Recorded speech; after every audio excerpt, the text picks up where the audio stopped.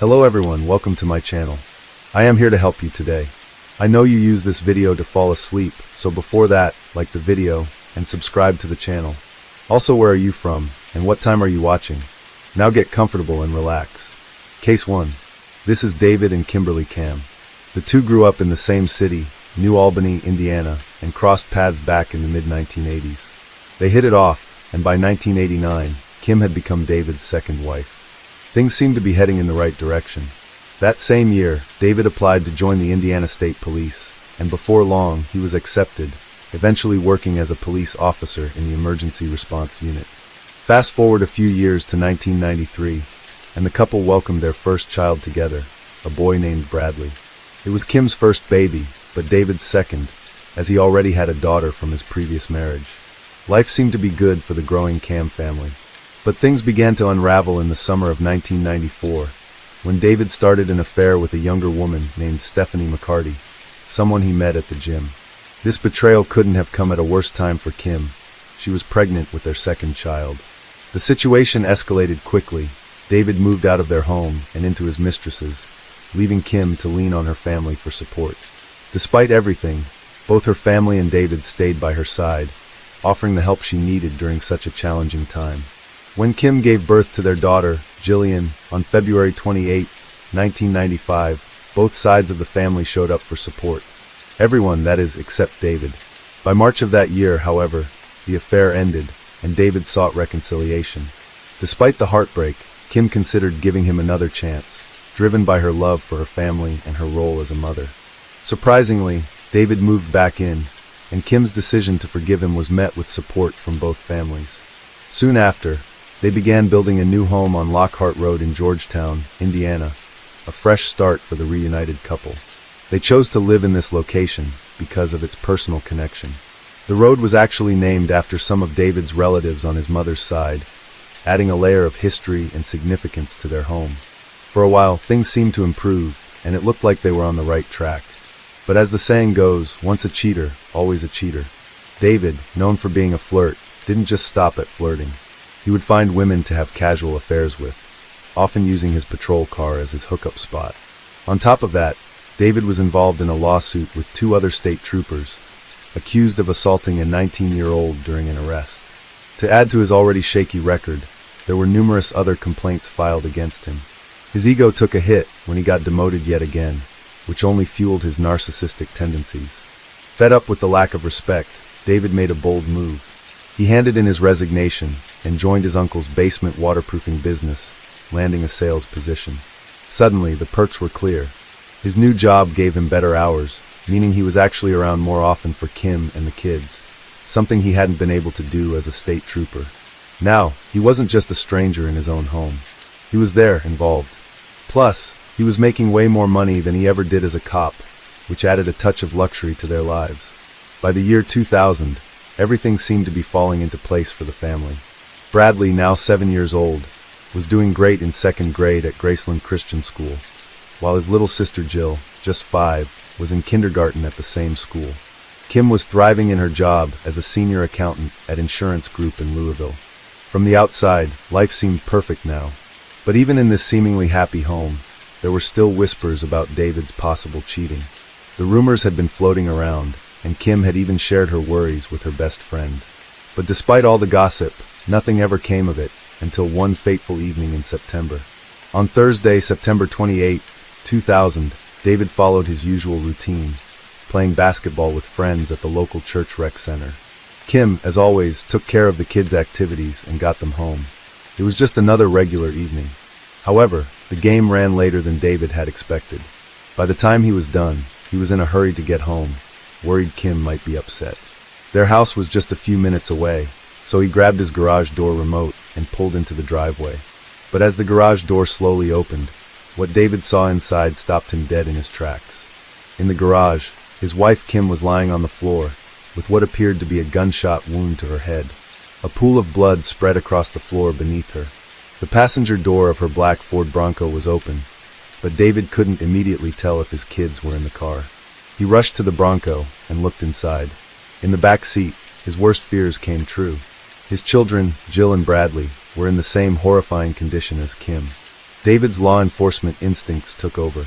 He quickly assessed the situation and realized Kim and Jill were beyond saving. David believed his son might still be alive since the boy showed no signs of head injuries. Acting on hope, he climbed into the passenger side of the Bronco, maneuvered through the 2 front bucket seats, and carefully lifted his son out. And when he touched Bradley, he felt a faint warmth in his small body. He placed the boy on the garage floor and began administering CPR. During this process, David's left knee pressed into the middle of the back seat, which caused Jill's head and body to slump forward and to the left. This motion brought her into contact with David's t-shirt, leaving traces of blood on it. Now, this moment became one of the most critical points in the case. Whether David was guilty or not, his actions now intertwined his DNA with the crime scene. And when his efforts failed, reality hit him like a truck. David knew he needed to act quickly. In a panic, he called the Indiana State Police Department, his former workplace, for help. After the call, he sprinted across the street to his uncle's house, shouting for someone to tell him what had happened. He then dashed back to the garage, consumed with confusion and fear.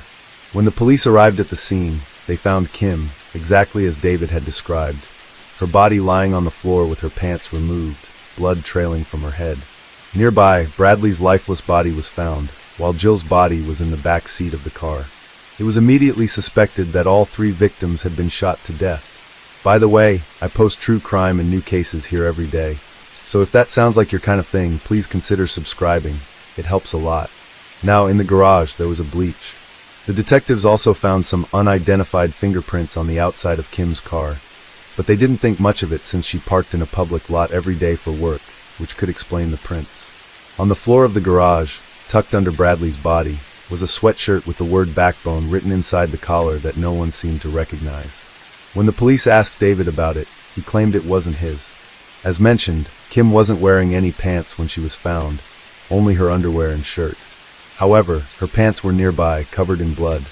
And as with any murder case, the spouse is always the first one to be questioned, and David wasn't exempt from this.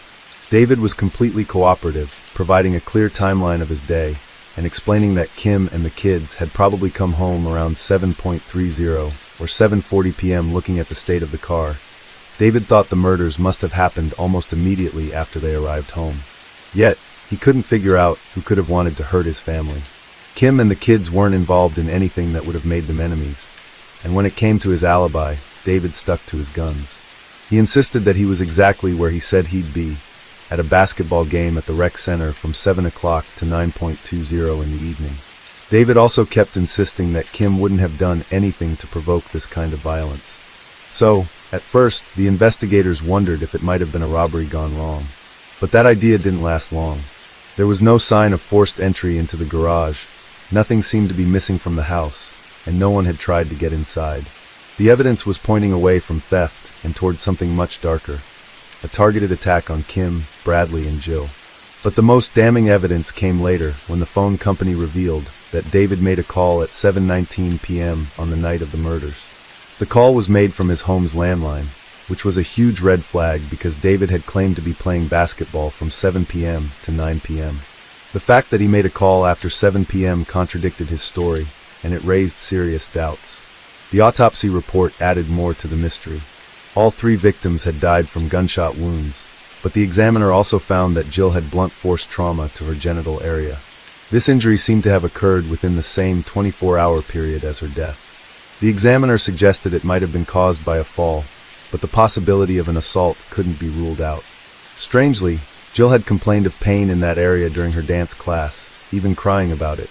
Whether this had anything to do with the trauma to her body was uncertain, but it was a chilling detail. Kim had confided in a friend just before the murders, saying history is repeating itself. Kim didn't elaborate, but her friend suggested that she bring the kids down to Florida for a visit to talk more. Kim agreed that a trip might help, but tragically, she never got the chance.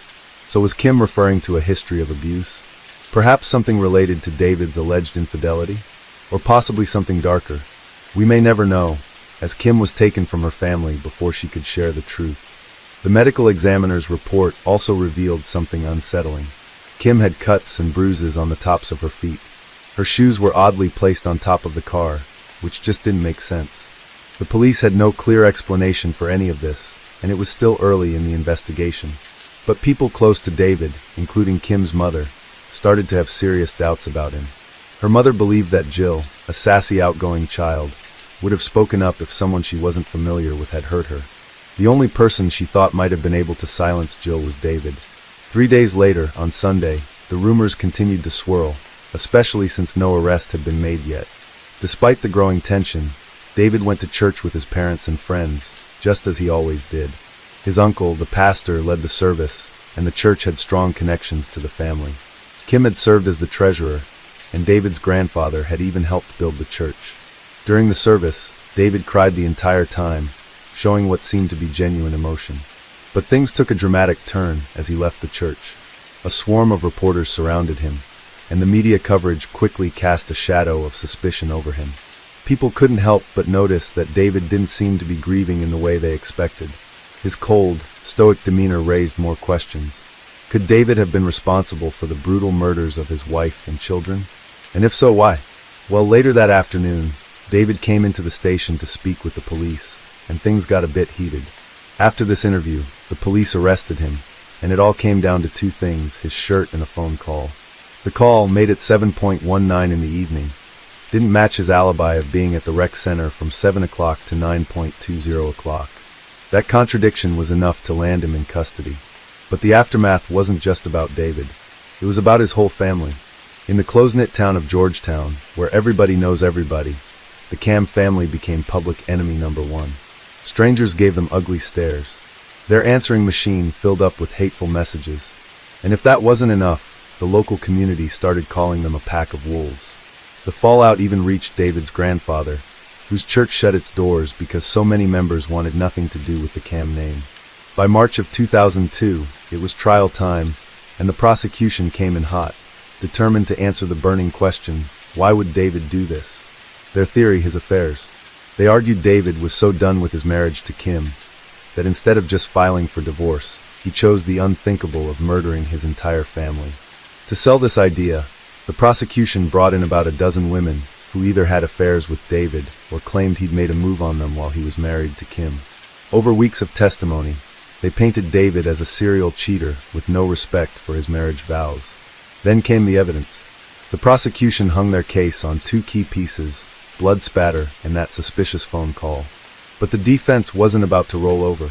They argued the blood on David's shirt didn't come from gunfire. Instead, they said it got there when Jill's blood-soaked hair brushed against him while he was trying to save his son, Bradley.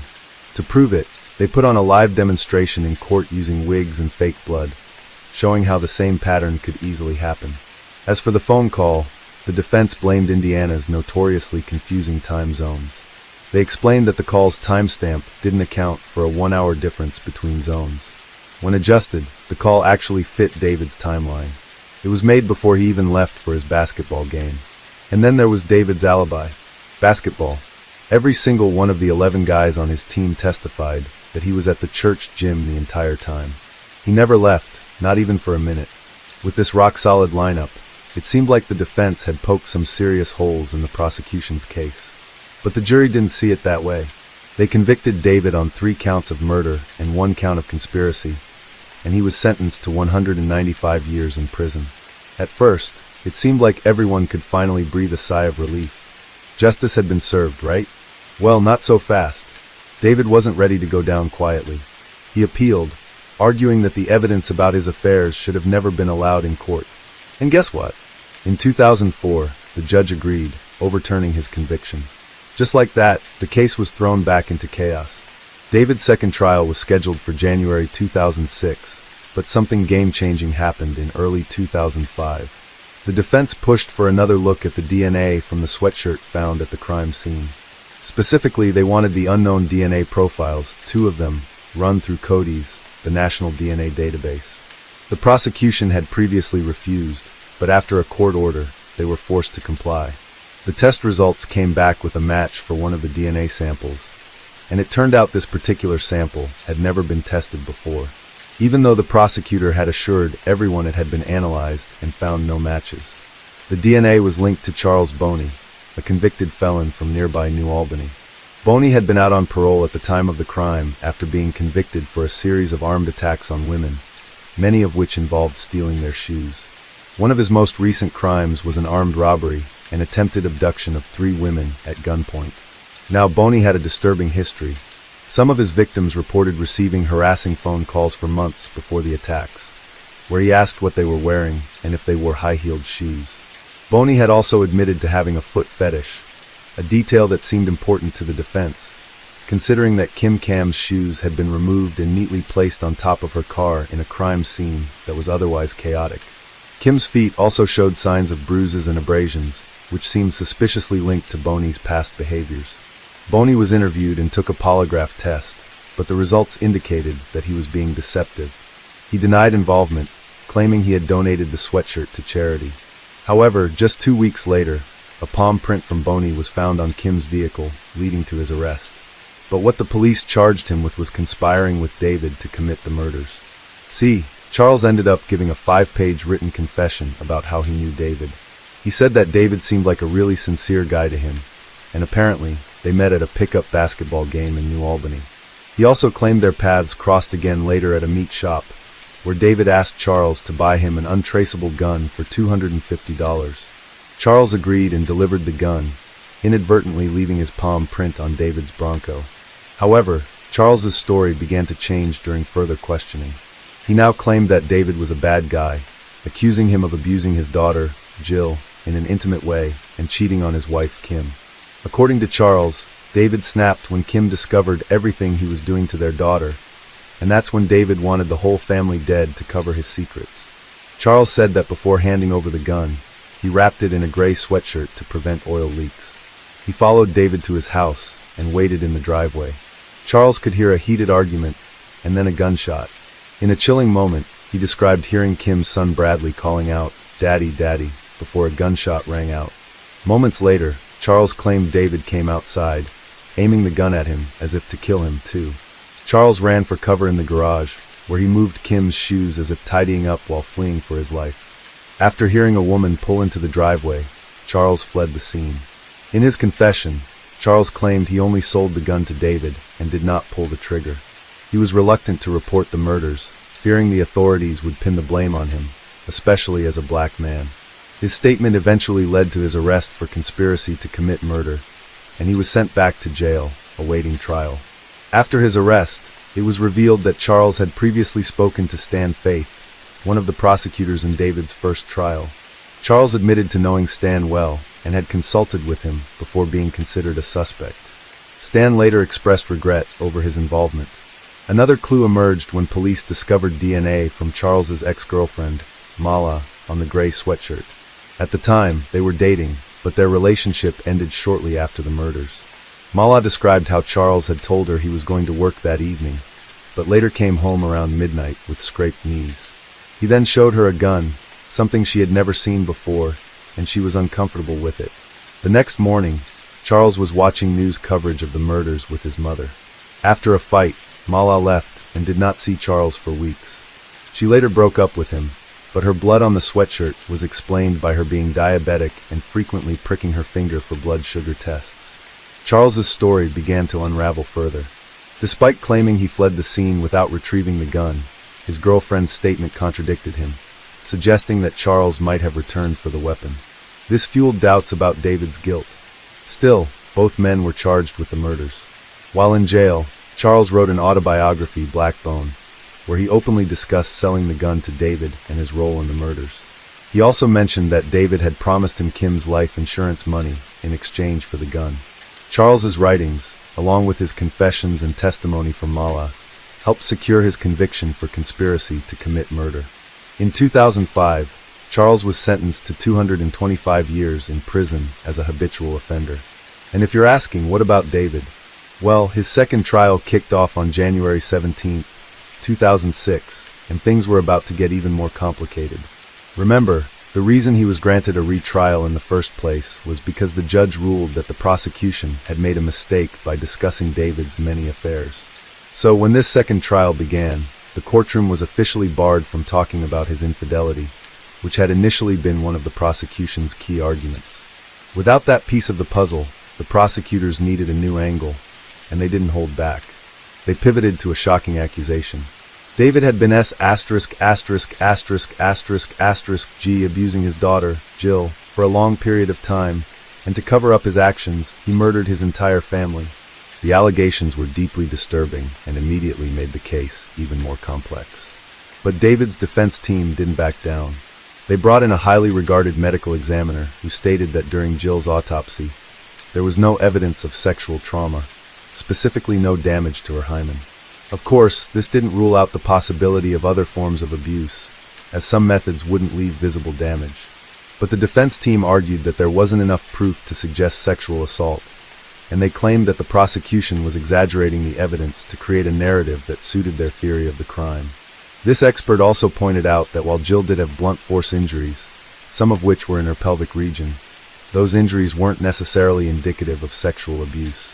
According to the expert, these were simply injuries sustained during the brutal attack, and there was no concrete evidence to support the prosecution's claims.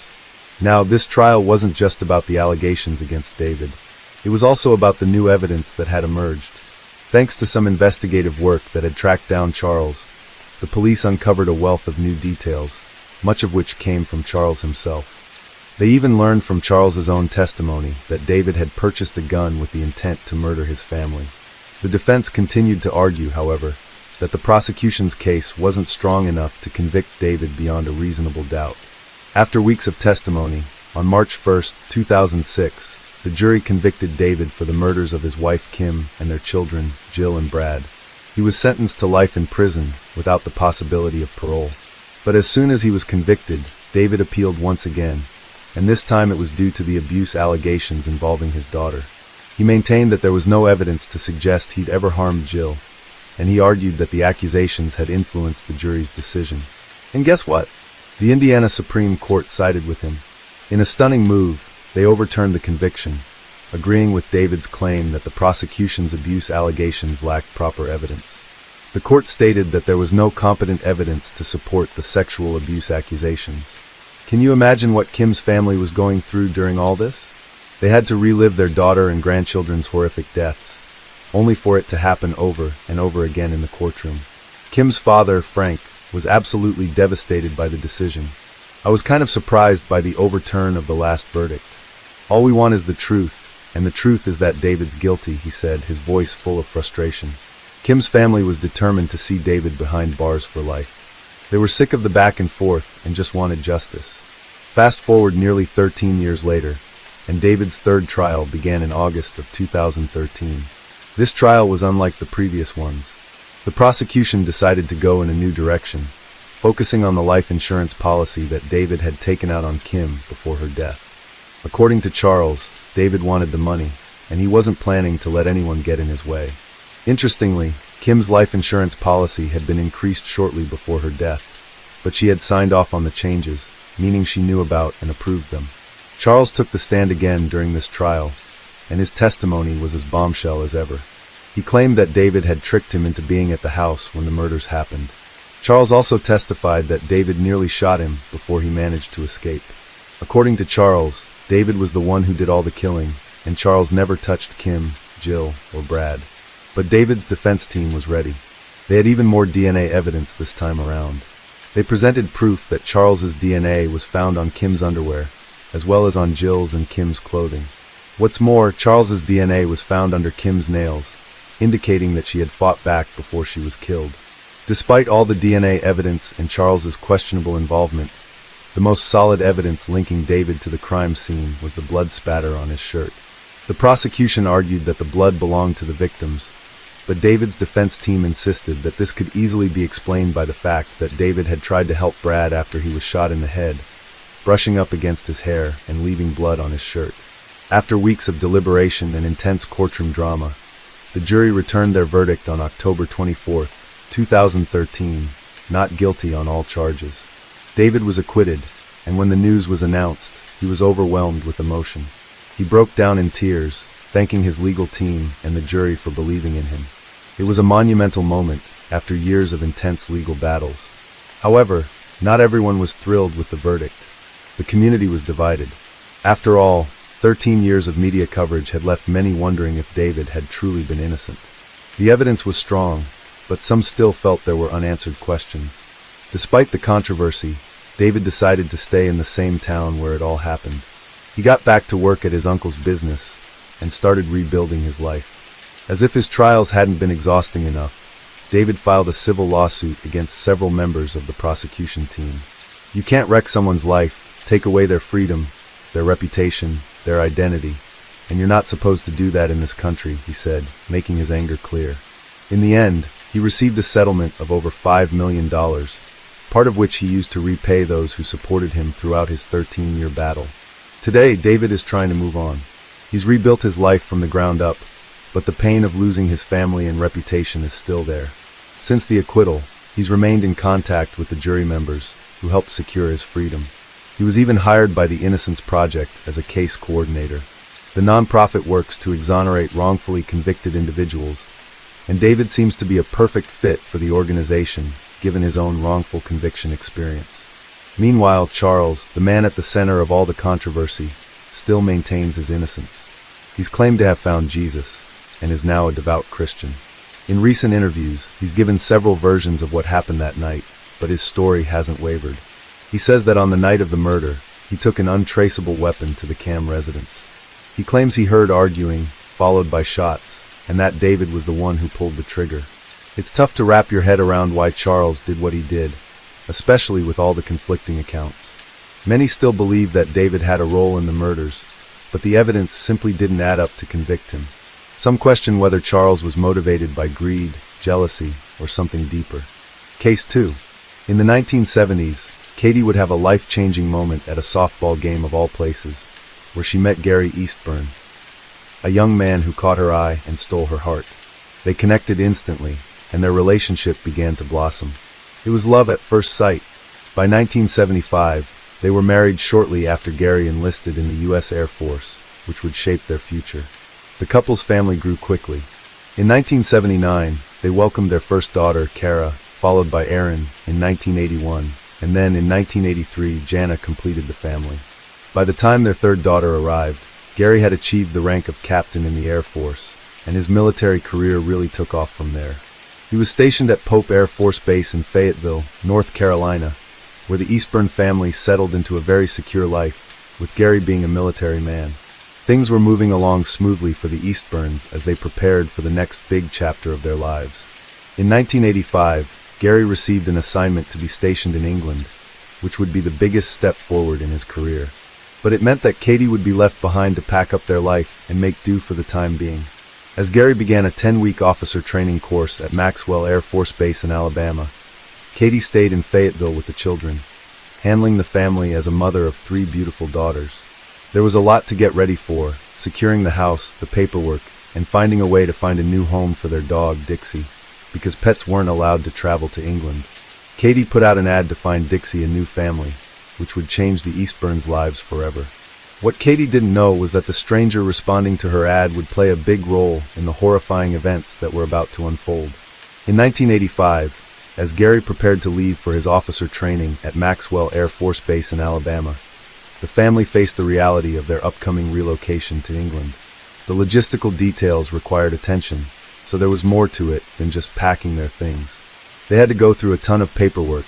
Gary would be away for weeks, and Katie supported her husband's career and was left to manage the heavy burden of organizing everything for the move. The plan was for the family to reunite in England, but for now, it was just Katie and the 3 young children in Fayetteville. The biggest issue on Katie's mind was dealing with Dixie, the family's dog. Pets weren't allowed on the flight to England, and so Katie had no choice but to find Dixie a new home.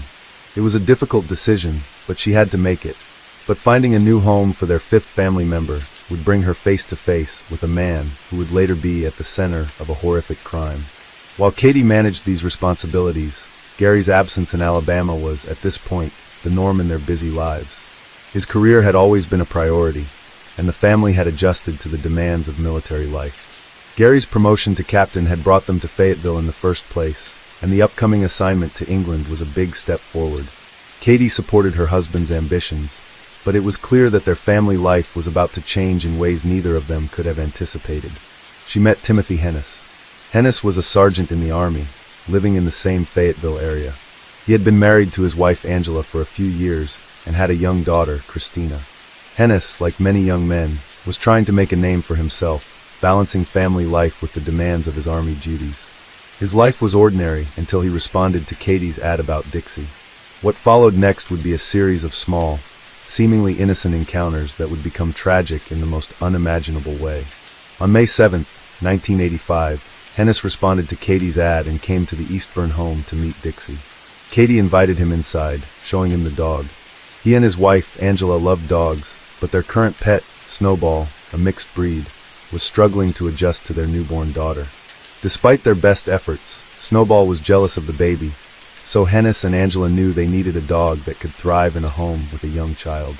They hoped to find a dog that Christina could grow with and enjoy. Dixie seemed to be the perfect fit. Before he left the Eastburn home, Hennis politely asked to use the restroom, and Katie obliged, and with that he left Katie's house, unaware that he was about to go on a very dark path. At that moment, Katie couldn't have known that this encounter with Hennis would be one of the last peaceful days of her life. There was nothing to suggest that this harmless interaction would lead to tragedy. Katie had no reason to suspect anything other than that Hennis would simply be another man who was now the proud owner of a new dog. As Hennis left Katie's home with Dixie, the Eastburn family's life continued as planned. Gary was away at his officer training in Alabama, and Katie was busy with preparations for their move. The events that would follow were set in motion by this simple interaction. The evening of May 9, 1985, began like any other in the Eastburn home. Katie had spent the day taking care of her 3 young daughters, Cara, Erin, and Jana. But as night fell, the family's lives were changed. By the early morning hours of May 10th, Katie, Erin, and Cara were found brutally murdered. Katie was assaulted and sustained multiple stab wounds. Erin and Cara had their lives cut short and also suffered fatal injuries. Despite the brutality of the crime, the scene seemed undisturbed at first. The front door was locked, but neighbors noticed a pile of newspapers outside the house, indicating that no one had collected them for several days. By the evening of May 10th, Gary started getting concerned because his wife wasn't calling him like she usually would, so he contacted the Fayetteville Police Department. Officers responded the next day, but found no immediate signs of foul play. They left a note for Katie, hoping for a simple explanation, but the family had already been murdered. No one knew what exactly had happened, but on Sunday, May 12th, their neighbor, Army Sergeant Bob Seafelt, returned home to find his wife concerned after bailing out a soldier who had overindulged the previous night. She had noticed newspapers piling up on the Eastburn's doorstep. Their car was still in the driveway, and the baby's stroller was at the back door. This was when police discovered Katie, Erin, and Cara lying lifeless, victims of a brutal and senseless attack. Little Jana was alone in her crib, covered in filth and severely dehydrated, but she was the only one who survived. Katie, Erin, and Cara were found brutally murdered. Their throats were slit. Jana was just 22 months old at the time, trapped for 3 agonizing days. So Bob decided to pay a visit and heard what he believed to be an infant crying, but nobody was responding at the front door as he knocked and rang the doorbell. He called the Eastburn's babysitter, Julie Cherniak, who arrived shortly after. She looked through the window and noticed it was baby Jana crying alone in her crib. While her instinct was to immediately enter the house one way or the other, Bob asked her to wait for the police. Officer William Toman was the first to arrive. He retrieved Jana and a stack of diapers after forcing open a window and handed her over to Bob so he could investigate the scene. As he went through the house, the officer discovered the lifeless bodies of Katie and her 3-year-old daughter, Erin, and immediately called for backup. A deeper search of the house led to the discovery of 5-year-old Cara, lifeless on her bed. At this point, everybody had the same question on their mind. Why would anyone kill a beautiful young mother and her 2 daughters? Considering that this was a military family, the discovery of the crime had to lead to an intense investigation. On the night of the discovery, the task of piecing together the events was left to detectives Robert Biddle and Jack Watts of the Cumberland County Sheriff's Office. They scoured the Eastburn home for any sign of the killer. Among the clues found were fingerprints and hair samples. A luminol test revealed evidence of a botched cleanup attempt. Someone had tried to scrub the walls and bathroom, but the stains couldn't be hidden. As Gary helped the investigators, he noticed missing items, including Katie's ATM card, $300 in cash, and a piece of paper with her ATM password written on it. It was a janitor named Patrick Cohn who would provide the first breakthrough in the investigation. Cohn approached Robert and Jack, claiming he'd seen a tall white man in jeans and a black members-only jacket leaving the Eastburns driveway in the early morning hours of May 10th. The man was carrying a garbage bag, and Patrick remembered the car being a white Chevrolet Chevette. His account narrowed the timeline, giving investigators a window for the murders. They took place between 8 p.m. on May 9th and 3 a.m. on May 10th. While investigators were searching the house for clues to identify the killer, a young man named Patrick Cohn came forward with information that would prove to be important for the case. He reported that he had seen a man leaving the house in the early hours of May 10th, the night of the murders. Patrick was walking home from his girlfriend's house around 3:30 a.m. the night of the murder when he saw the white Chevette parked on the road. A man was walking down the driveway of the Eastburn home, and as he passed him, all he said was, "I'm getting an early start this morning." He then watched him get in his car and drive off. Patrick gave the authorities a detailed description of the man. He was approximately 6 feet 4 inches, with blonde hair peeking out from under a black knit hat. With this new piece of information that would later prove to be vital to solving the triple homicide, police issued a public appeal via television and radio. They requested the man who had answered the Eastburns classified ad about the dog to contact them.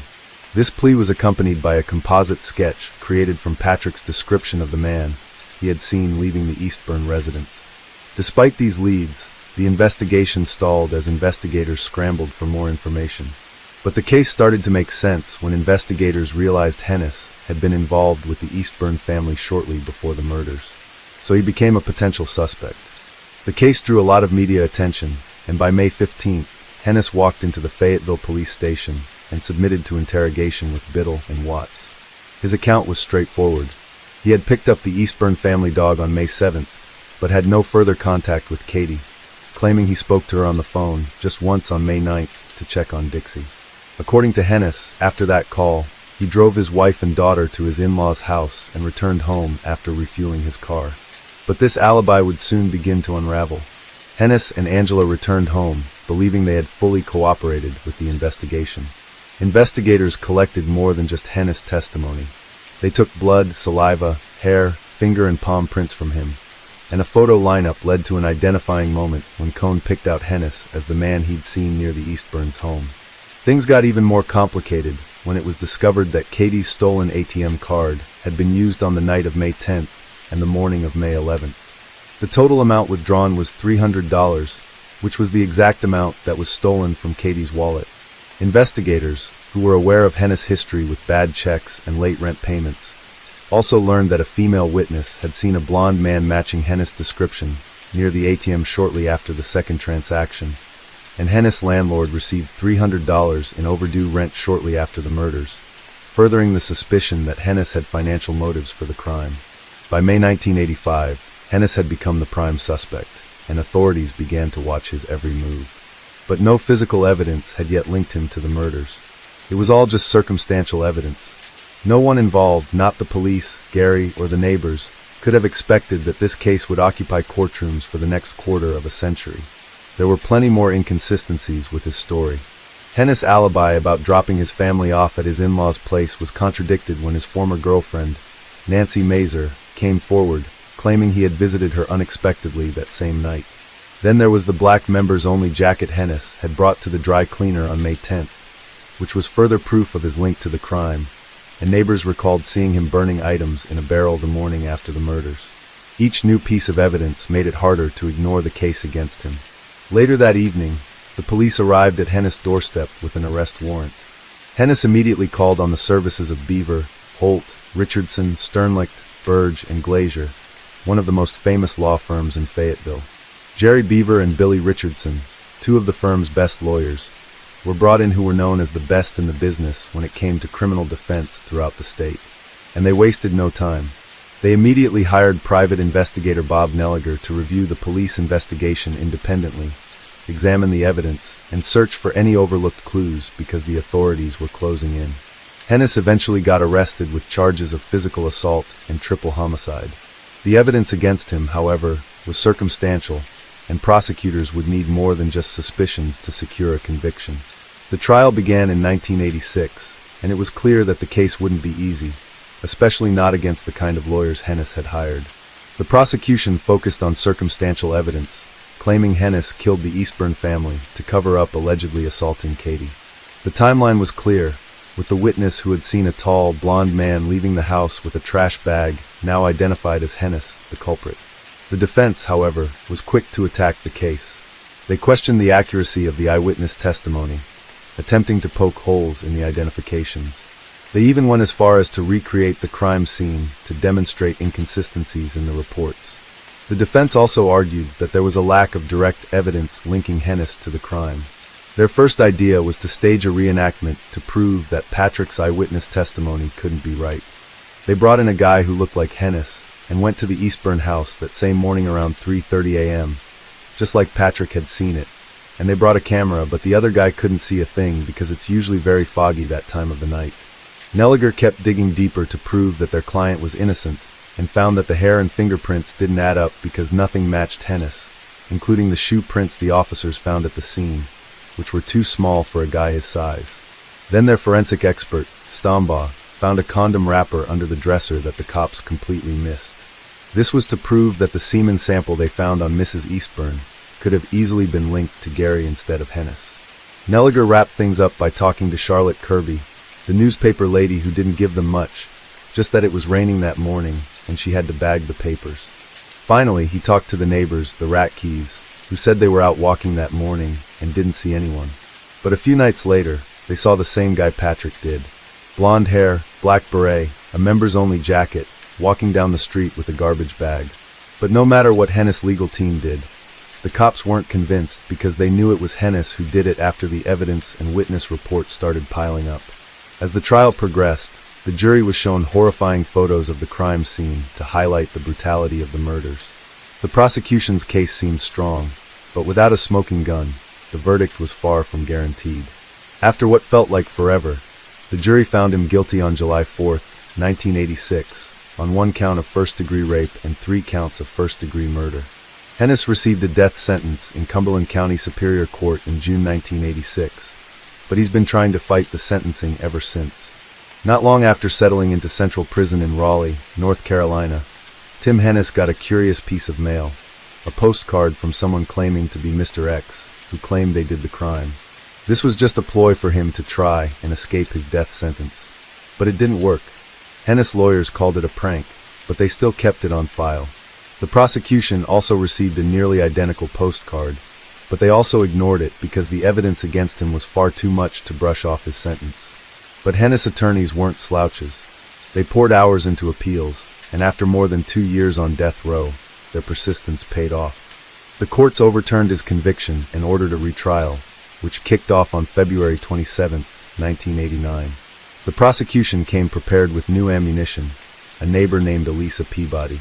At first, she'd claimed she saw nothing the night of the murders, but now she was certain she'd seen Hennis leaving the scene. The defense came out swinging, ready to dismantle the prosecution's case. The witnesses were forced into rigorous cross-examinations. Lucille Cook, the ATM lady, was first. At first, she saw no one at the machine, but she suddenly identified Hennis. In court, the defense used bank records and timed how long a minute or two actually felt, exposing major inconsistencies. Patrick, the prosecution's star witness, admitted under pressure that he'd been charged with theft using a stolen ATM card, charges that mysteriously disappeared. His friend, Sean Buckner, testified about a letter Patrick wrote, admitting he didn't really know who he'd seen. The defense's secret weapon was John Raupak, a man who was spotted near the Eastburn home. When he took the stand, he looked exactly like Hennis. Raupak described himself as 6 feet 4 inches, wearing a black members-only jacket and dark pants, matching Patrick's exact description of the man he claimed to see. The case against Hennis crumbled, and he was acquitted in 1989. Many thought this was it. The justice system had failed the Eastburn family, but new DNA evidence in 2007 linked him to the crime scene. Double jeopardy laws prevented a state retrial, so the military reactivated the retired sergeant to court-martial him. This time, Hennis admitted that he had slept with Katie with her consent the night of the murders. He claimed that he withheld this detail because he didn't want to hurt the husband's feelings. But the military jury rejected his claims and found him guilty on 3 counts of premeditated murder on April 9, 2010. In 2020, he was put on death row in Fort Leavenworth, Kansas, but his conviction and death sentence were upheld. The U.S. Supreme Court rejected his final appeal in 2021. Case 3. January 15, 1974 was a bitterly cold morning in Wichita, Kansas. At 15 years old, Charlie Otero had no idea that as he walked home from school that day with two of his other siblings, he was stepping into a nightmare, one that would haunt him for the rest of his life. The first thing Charlie Otero noticed was the dog. Lucky was outside. That wasn't right. He and his siblings had just walked home from school, expecting to find their mother waiting, maybe cooking, their father watching the news maybe, their younger siblings playing. Instead, Lucky was out in the cold, pacing. His stomach tightened. Something was wrong. Charlie went straight to the back door, pushing it open. The house was silent, too silent. He stepped into the kitchen, and that's when he saw it. His mother's purse flipped over on the stove, the things inside scattered everywhere. His mother was meticulous. She never left things like this. "Is anybody home?" He called out. Silence. Then, one of his siblings' voices echoed through the house. "Charlie, come quick. Mom and Dad are playing a bad trick on us." The fear in his chest turned into something sharp. He ran down the hall, his heartbeat hammering in his ears.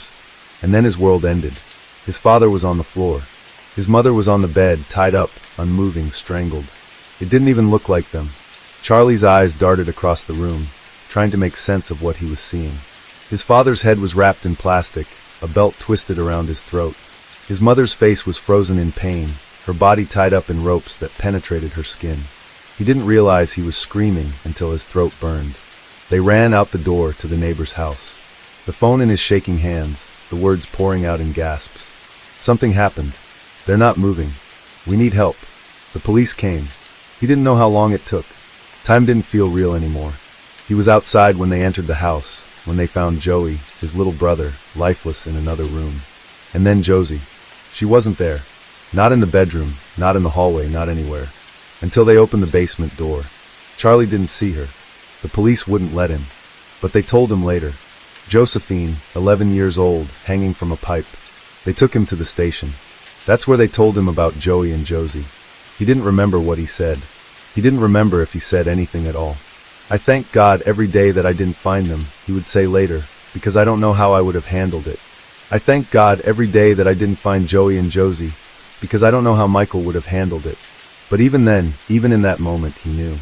His family was gone, and someone had done this to them. Normal, polite, and well-mannered. That's how people described Dennis Rader. A doting husband, a loving father, and an active member of his community. Rader was just another unassuming neighbor in Wichita, Kansas. He attended church, worked a stable job, and blended in seamlessly. But beneath this facade lurked a monster, a predator who thrived in the thrill of power, control, and death. He was the BTK killer, bind, torture, kill.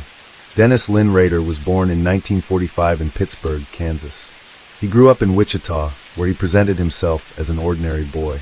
But behind the friendly exterior, dark urges simmered. As a child, Rader took pleasure in torturing and killing stray animals. He fantasized about power, control, and suffering. He later joined the Air Force, then married Paula Dietz in 1971. Together, they had 2 children.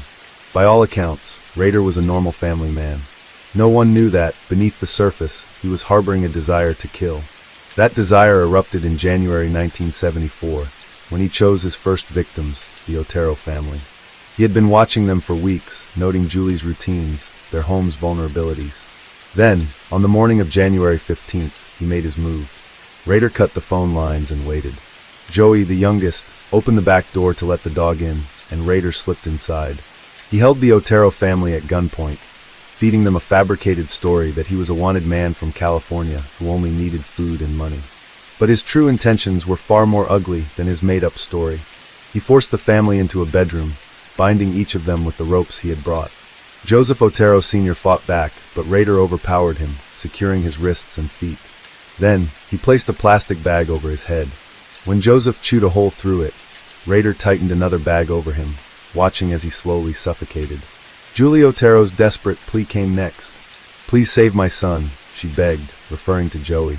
Rader removed the bag for a moment, but it was a cruel illusion of mercy. Moments later, he strangled her to death with a rope. Then came Joey. Rader placed a plastic bag over the 9-year-old's head, followed by 2 t-shirts and another bag.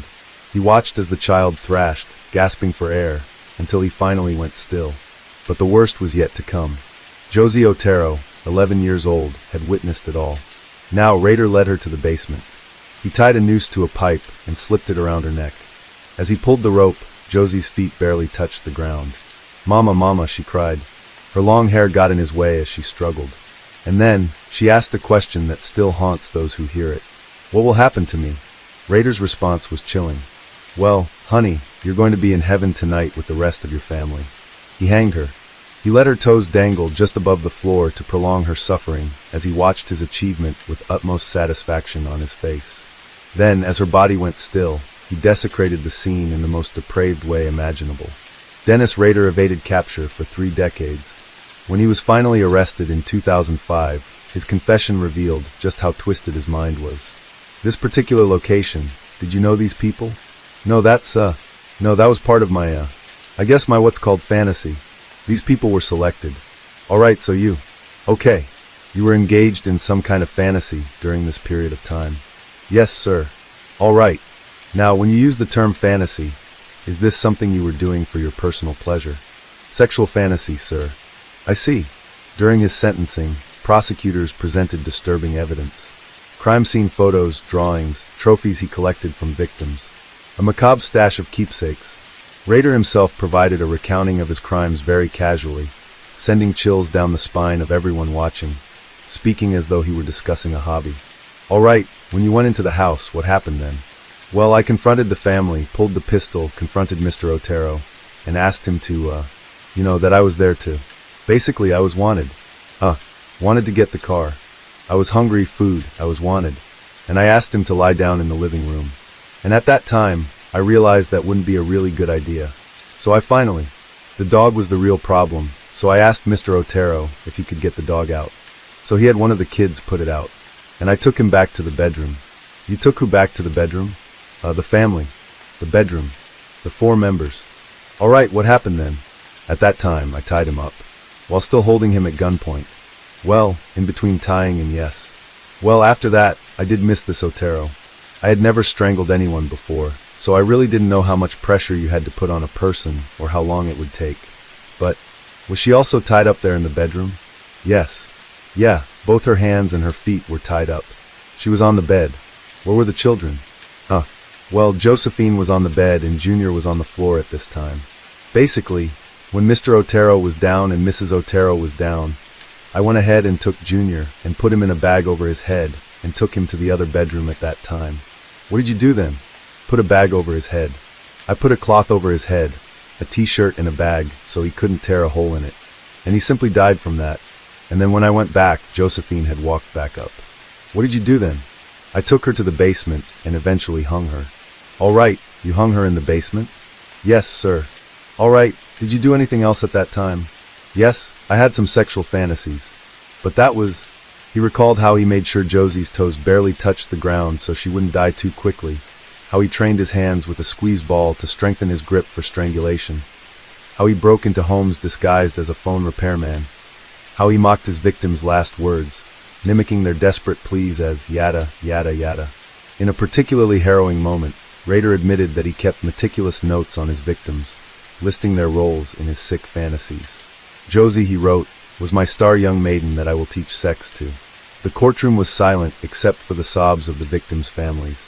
Charlie Otero, now an adult, broke down when he saw a photo of his sister Josie hanging lifeless in the basement where he had once played as a child. He buried his face in his hands, unable to bear the sight. Rader was sentenced to 10 consecutive life terms, no parole, no escape, just a cell where he would rot for the rest of his miserable life. But for the families of his victims, there was no true closure. I'm Carmen Julie Otero Montoya. Although we have never met, you have seen my face before. It is the same face you murdered over 30 years ago. The face of my mother, Julie Otero. I will not address you as Mr. Rader, because Mr. is a word of respect. As in, Mr., can you help me? Not, Mr., are you going to kill me? BTK is how you want to be known, and I will not give you that satisfaction. Rader is an appropriate name for you, as the one who invades a surprise attack that is nothing to be proud of. Rader, when you took away my mother, you took someone who meant a lot to a lot of people. My mother loved life, her friends, a good laugh, dancing with my dad, and she loved to help people. But most of all, she loved and lived for us, her family.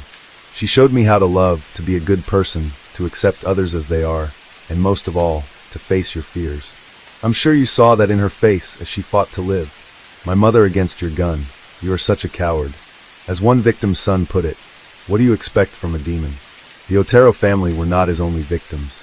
On April 4th, 1974, just months after the Otero family murders, Rader struck again.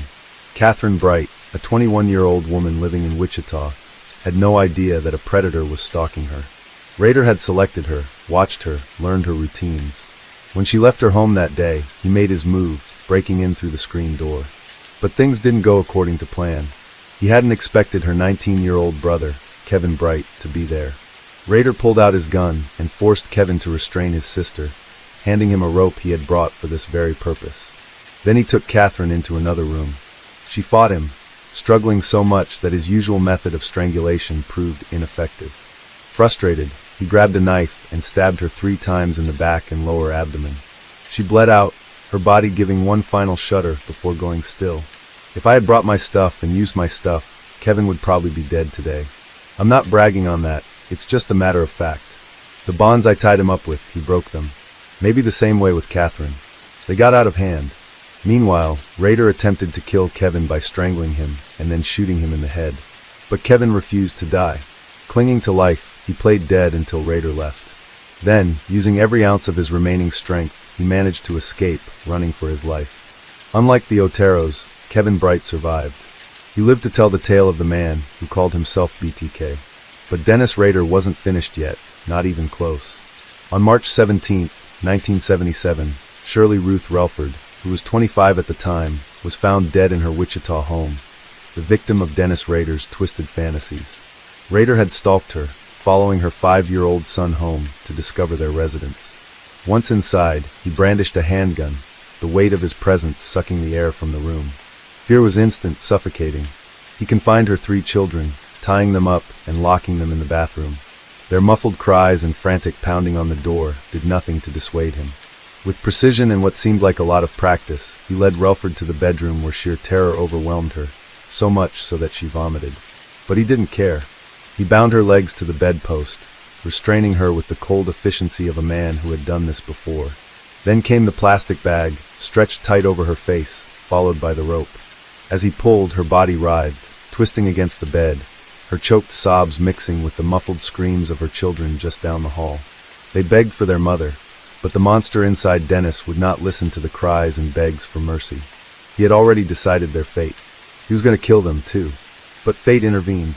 The children managed to escape before he could carry out the rest of his plan, leaving Rader with only their mother's lifeless body as his trophy. And just like that, he disappeared into the night, slipping back into the mundane world where no one suspected a thing.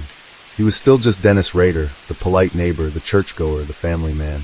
But behind closed doors, BTK lurked, waiting for his next victim. Nancy Jo Fox, who was also 25 at the time, was Dennis Rader's next prey. He had been watching her for weeks, following her routine, learning her patterns. She lived alone, an ideal target.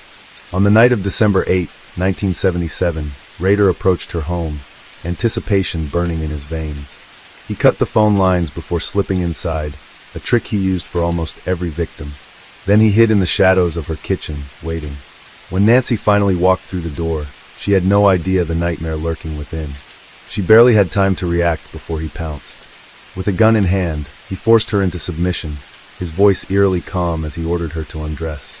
Fear flickered in her eyes, but she obeyed. He bound her wrists and ankles, savoring the control. As she lay helpless on her bed, Dennis tightened a belt around her neck. He squeezed slowly, prolonging her agony. She struggled, gasped, but her fate had been sealed the moment she walked through that door. Before she died, Rader leaned in close, whispering a sick confession. He was the one responsible for the Otero murders. The following day, he called 911 from a payphone, his voice devoid of emotion. "You will find a homicide at 843 South Pershing," he said, before hanging up. Nancy Jo Fox was dead, and the monster was still free. On February 10, 1978, Rader sent a letter to Wichita television station, KK, claiming responsibility for the murders. He suggested many possible names for himself, including BTK. He demanded media attention in this second letter, saying, How many do I have to kill before I get a name in the paper or some national attention? A poem was enclosed, titled Oh, Death to Nancy, a parody of the lyrics to the American folk song called Oh, Death. In the letter, Rader claimed to be driven to kill by what he called Factor X, which he characterized as a supernatural element that also motivated Jack the Ripper, the son of Sam, and the Hillside Stranglers. He also asked for the police to send him a hidden message. In response, and with the knowledge that the BTK killer watched KK, police decided to flash a subliminal message during one of the station's evening newscasts for a split second. The message stated, "Now call the chief," and featured a drawing of an upside-down pair of glasses, which were found at the Fox crime scene. They hoped the message would influence the killer to turn himself in, but it was unsuccessful. In 1979, Dennis set his sights on Anna Williams, a 63-year-old woman he had become obsessed with. He waited for hours inside her home, growing more impatient by the minute. When she didn't return home in time, he was livid. His perfect plan ruined. Anna Williams unknowingly escaped death that night. His later murders grew more refined, more deliberate. 53-year-old Maureen Hedge was kidnapped from her home in 1985. Dennis Rader took her lifeless body to the church where he was a council president, posed her corpse in twisted positions, photographed her, then dumped her in a ditch. 28-year-old Vicki Wegerle had to go through a similar horror. She was strangled in 1986, lured into a false sense of security by Dennis posing as a telephone repairman. And Dolores Davis, age 62, his final known victim, was murdered in 1991, strangled with pantyhose before being dumped under a bridge. By 2004, the BTK case had gone cold. Police had no leads, no new evidence until Dennis, unable to resist the need for attention, reignited the game himself.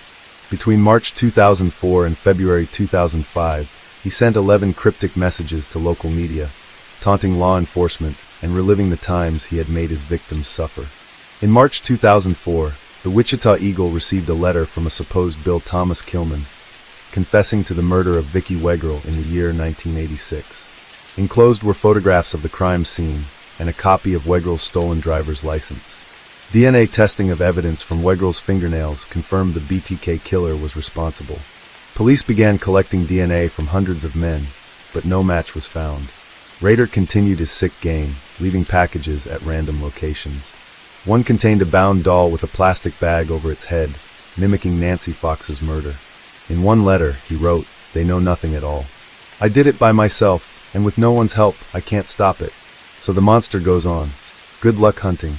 At the end of the letter, he suggested his own moniker by signing off. "Bind them, torture them, kill them. BTK." Another held a poem threatening lead investigator Lieutenant Ken Landwehr. In January 2005, he left a cereal box in a Home Depot parking lot, hoping it would be found. When it wasn't, he asked about it in his next message.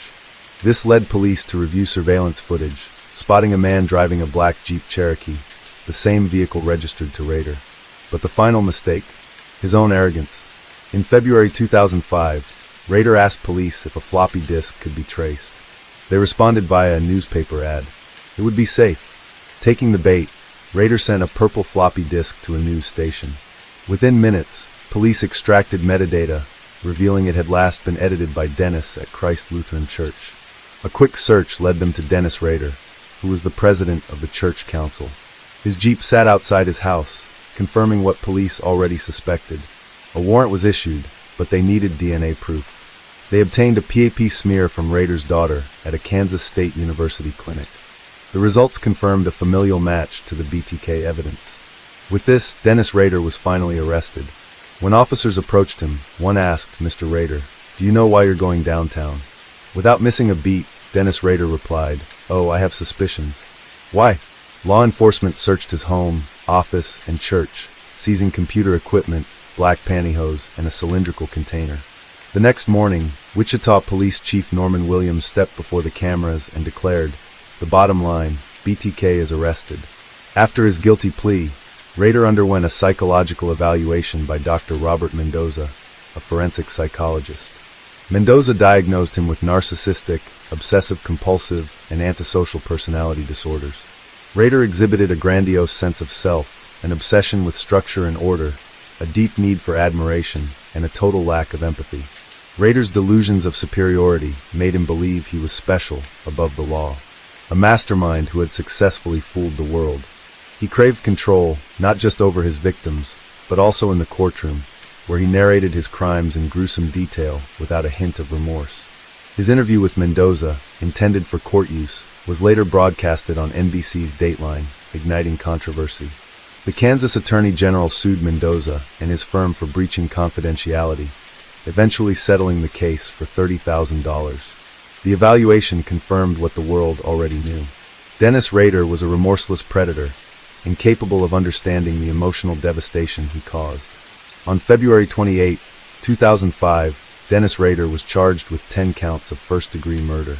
Initially, he entered a not guilty plea, but on June 27, 2005, he changed it to guilty, detailing each murder so proudly, like an achievement that must be appreciated by the world. At his sentencing on August 18, he delivered a rambling 30-minute apology, which he described as an Academy Awards acceptance speech. He was sentenced to 10 consecutive life sentences, with a minimum of 175 years. Kansas did not enforce the death penalty at the time. On his way to El Dorado Correctional Facility, he spoke casually with officers about the weather, but began to cry when victim impact statements played on the radio. Now locked away in solitary confinement, he spends his days in a small cell with minimal privileges, a fate far kinder than what he inflicted upon his victims.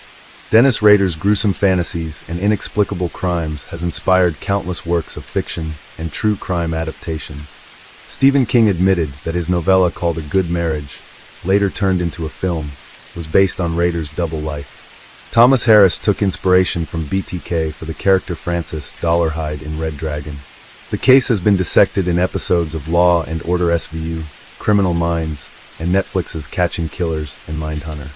Even music has explored his crimes, with thrash metal band Exodus writing BTK for their album Blood In Blood Out, and Steven Wilson's haunting track Raider 2 were all inspired by the monster's ill desires and the actions he took to gratify them. But Dennis Rader's crimes do not stop here. In August 2023, authorities discovered a possibility that no one wanted to believe in. Dennis Rader may have had more victims. Investigators discovered possible trophies from additional unsolved cases while searching his former Park City home. The revelations led them to revisit long, cold disappearances, including that of Cynthia Dawn Kinney. He confessed to 10 murders almost 2 decades ago. He was known as BTK, a name he gave himself short for bind, torture, kill. He is currently serving life sentences at a maximum security facility in Kansas, and now there is new evidence that may connect the infamous BTK serial killer to additional murders. Arjian Casares spoke to the killer's daughter and got exclusive access to some of his diary entries and drawings. Shortly after Kinney's disappearance, the sheriff's office received an anonymous call. That male caller informed them that she was located in an old barn. No evidence that lead was ever looked into. Her body was never found, but authorities are now looking at this journal entry by Rader. Badwash Day. He marked that in 1976 he had murdered someone from a laundromat. For the first time, law enforcement is revealing detailed drawings made by Rader, showing young girls tied and bound in barns. Cynthia, just 16 years old, was last seen on June 23, 1976, at Osage Laundromat in Oklahoma. Witnesses recalled a faded beige 1965 Plymouth Belvedere pulling up before she vanished. Decades later, Sheriff Eddie Verdon connected Rader to the crime after finding an eerie entry in his writings. Badwash Day. It was a seemingly innocuous phrase until authorities realized that an ADT alarm system had been installed at a bank across from the laundromat the day Cynthia disappeared. Dennis Rader had been in the area, working as an installer. More disturbingly, Dennis had allegedly confessed in his writings to fantasizing about kidnapping a girl from a laundromat. Despite mounting circumstantial evidence, Dennis denied involvement, possibly fearing the death penalty in Oklahoma. The question remains, how many more victims of his nauseating fantasies are still waiting to be discovered? If you like the way we create these videos and you want to help bring more cases like this to light, hit that like button and subscribe for more deep dives. Case 4. On a seemingly ordinary Wednesday, a community is left in shock and a young daughter lost her mom. But as the investigation unfolded, a far more complex story began to emerge, one that raised troubling questions about her life, and some even sympathized with the killer. To understand why, let me take you back to the beginning, on October 13, 2021. On 122 Canebrake Drive, a quiet suburban home, Christina Purcell, a 41-year-old veterinary technician, had a job interview at the Valley Walk Animal Hospital at 8:30 a.m. that morning. She was excited and spoke with her 65-year-old fiancé, Bradley Post, about her upcoming interview. Afterwards, she returned home by 9:07 a.m. When Bradley calls her to ask her how it went, she doesn't answer. By late morning now, he's a little concerned by her silence. And it was around 11 a.m. when Bradley made a horrifying discovery. There was a trail of blood, a long bloody trail as if something had been dragged along. And at the end of this trail lay Christina. He could see her bloodied face and eyes wide open. She was surrounded by what appeared to be roses, scattered rose petals to be exact. Within minutes, police, paramedics, and the deputy arrive. Outside, they meet Bradley. He's well dressed and a blazer's over his clothes. He's cooperative, giving details about how he found Christina. But something about him seems off. He keeps a firm grip on his phone, clutching it along with a towel in the same hand. The officers ask Bradley to accompany them inside. Moments later, she's pronounced dead. The crime scene is gruesome. Evidence of struggle is everywhere. It's clear that Christina fought for her life until the very end. The source of her bleeding appeared to be stab wounds, too many to count at first. Wildflowers and rose petals were scattered across, and there was a large pool of blood beneath the couch. Christina's right hand bore the signs of a fierce fight. Her thumbnail was chipped, and her fingernails were broken. Classic indicators of defensive wounds. Investigators carefully collected her fingernails, hoping to find traces of her attacker's DNA. Christina's cell phone lay close to her body. Her purse, containing 2 envelopes with $500 each, was discovered on a table near the hallway, so it's unlikely that robbery was a motive. There was a single-shot firearm in the house, but Christina would not be able to use it because it was locked in a bag within a suitcase in the back room. And in the bedroom, there were multiple documents related to an ongoing custody battle. In the living room were memory cards, several USB drives, and a laptop that were seized for the digital forensics team. The medical examiner who performed the autopsy on Christina Parcel's body stated that her death was due to sharp force trauma, 35 stab and incise wounds, likely caused by a knife. Her jugular vein and carotid artery had been slashed, and she had likely bled out within seconds. But as in cases such as this, a spouse or a lover are the first potential persons of interest to look into. When news of the crime spread, it obsessed local and state media. Head Dr. Dan Randall says she was a key component to their team. Christina brought a unique skill set to the job. She was a mom. She had a fiancé and a sister here in town. She loved her daughter, was extremely close to her sister. And she's not just another nameless, faceless victim. But no other information or leads were mentioned for days. The silence fueled speculation. Then, just 6 days later, on October 19th, Christina's fiancé was arrested. At first, many assumed it was for the murder of Christina Parcel. But it wasn't. He was brought in for questioning, and his phone was searched through a legally obtained search warrant. Investigators found CSAM on his phone. For those who don't know, this is illegal content involving minors. And some of this content involved Christina and her young daughter together. This is a documented fact from the courts. This completely showed a different side of Christina that most people weren't aware of. But during this time, Bradley Post did reveal who might have an incentive to kill Christina. Christina had been having problems for years with the father of her daughter.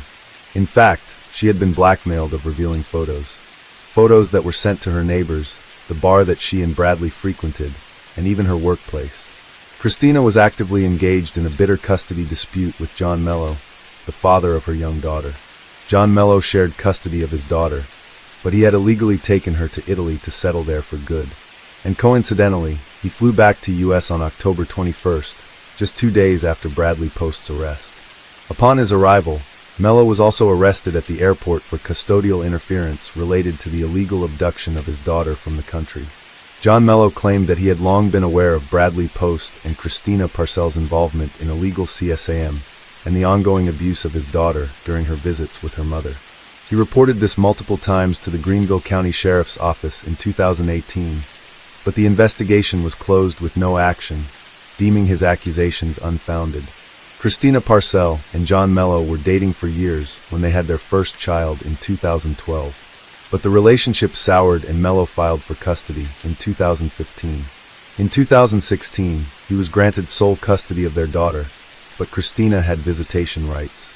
A year later, John filed to revoke Christina's visitation rights, claiming that his daughter was being abused by her and Bradley.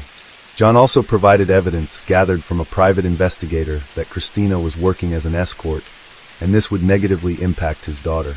In February 2019, the court granted Christina visitation rights, allowing her to spend days at a time with her daughter. However, John Mello had other plans and secretly took his daughter to Italy in late 2020. Christina discovered her daughter's location through John's Facebook posts, and with Bradley's help, made several trips to Italy to find her. She eventually succeeded and brought her daughter back to the United States. Since April 2021, Christina's daughter had been exclusively staying with her and her sister, Litina Parcell. And due to his actions, it's likely that John Mello would lose sole custody of his daughter. From the various storage media and Bradley Post's phone, it's undeniable that Christina's daughter, referred to as AM, had been involved in explicit content spanning several years, which was being distributed to third parties. The content also included other victims, including AM's friend. John Mello had been right about this all along, but neither the authorities nor the courts took him seriously. And as soon as Christina returned to the USA from Italy, Bradley Post proposed to her. One can only imagine the helplessness John Mello must have felt, unable to stop the exploitation of his own daughter by her mother. You might wonder, how did Christina meet Bradley Post? They actually met over 20 years ago at her father's cigar bar. But they hadn't started dating until 2016, when AM was just 4 years old, and John Mello had sole custody of her. While John Mello had motive to end Christina's life, he was out of the country at the time. So who killed Christina Parcell? During the investigation, footage from several cameras, including Ring doorbell cameras, was obtained. A man in a gray hoodie and a backpack was seen entering Christina's house around 9:15 a.m. Just 12 minutes later, at 9:27 a.m., the same man was seen leaving the house on a bicycle. And a minute later, he was spotted on his bike at 207 Saratoga Drive, 0.4 miles from the crime scene. When detectives asked around for who knew John Mello, a man named Michael came forward, and he mentioned that he worked for John, as did another, Zachary Hughes, who helped around the house. Police used Zachary's driver's license to identify a truck registered under his name. Flock cameras captured the truck with a bicycle on it the day before and after the crime. The bike looked like a match for the one captured on camera earlier.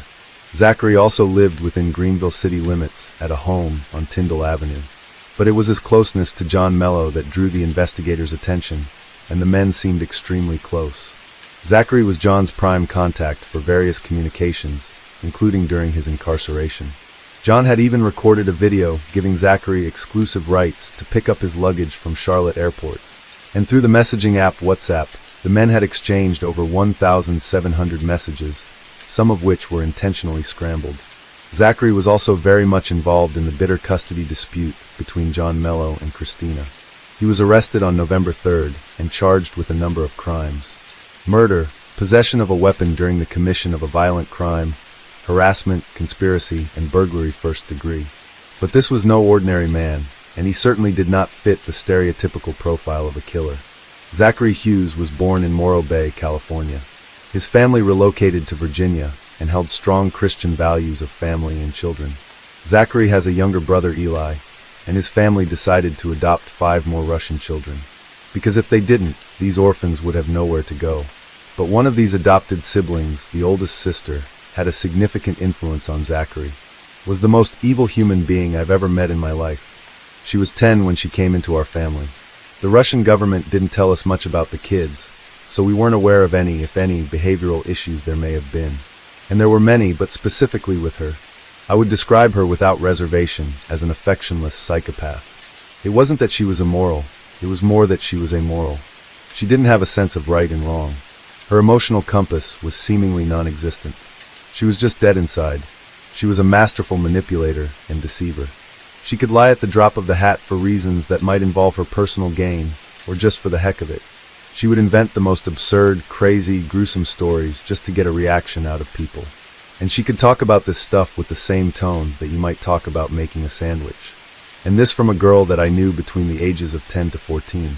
It was incredibly disturbing. And the things I learned about that type of personality have stayed with me my entire life, because I've never met someone like this since. So she was literally like a vampire who would just suck the goodness out of other people around her.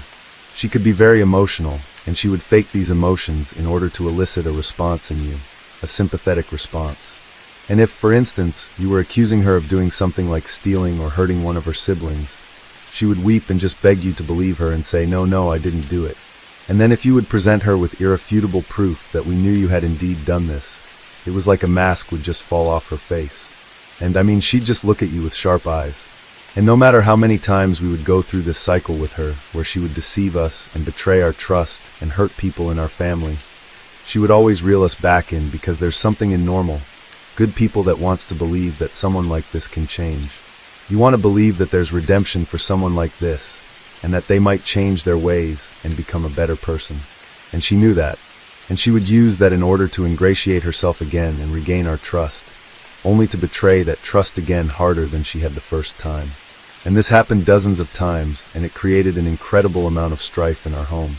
She could manipulate my parents and drive a wedge between them.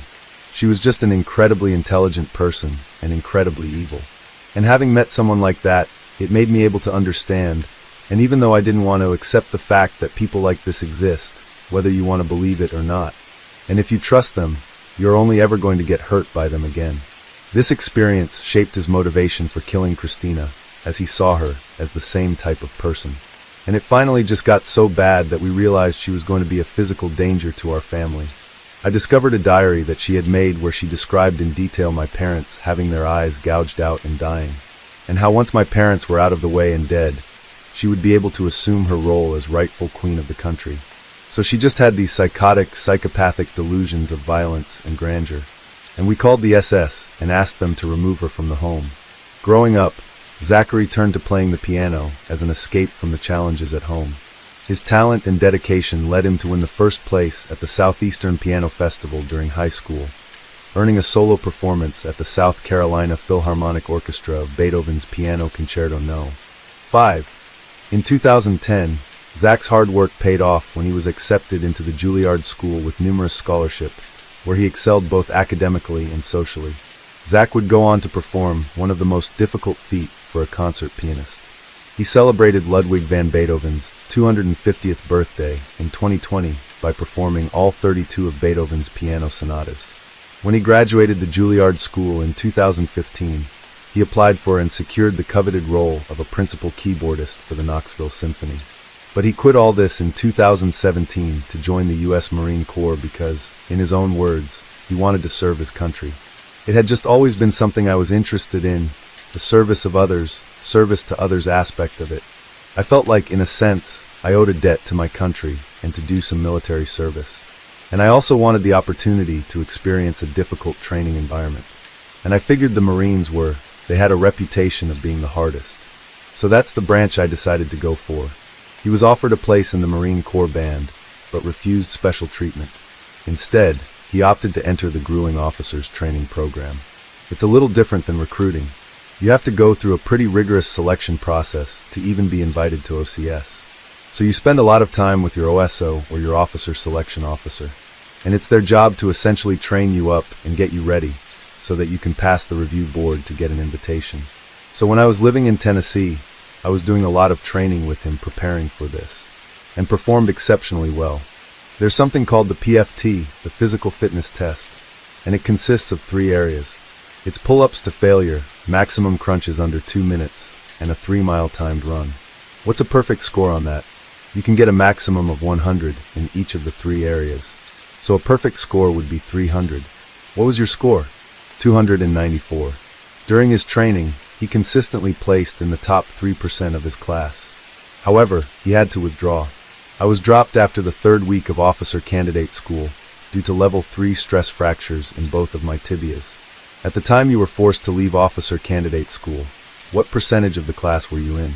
I was in the top 3%. It was more than 400. The CEO of Quantico, which is where Marine Corps OCS is at, asked me to return. He essentially told me to go home, heal, retrain, and come back. It was during this phase of life that he met John Mello. Notably, Zachary had no connections with Christina Parcell or Bradley Post. In fact, They did not know each other personally. What compelled Zachary to throw away his life and promising career? The reasons have divided public opinion. Some view him as an honorable man doing the right thing, while others see his actions as those of a deplorable killer. However, the one undisputed fact is that the system failed to properly investigate and protect AM from abuse. Zachary's trial began on February 10, 2025, and many consider it biased and rigged because the judge ruled all abuse allegations inadmissible in court. The state painted a narrative that Zach acted with malice, completely disregarding a massive influence on his motives. I'm presenting information here that even the jury couldn't see in court. This raised serious questions about why freedom of speech, a core American constitutional value, was disregarded. Even if the abuse allegations were false, if Zach believed they were real, then there's probable cause that he did not act on malice alone. Zachary David Hughes met John Mello in 2020 when he was performing downtown, and John with his daughter approached him. Mello noticed Zach's musical talent and requested he play Claire de Luna for his daughter. She's a really special kid. She was definitely mature beyond her years, like I talked about.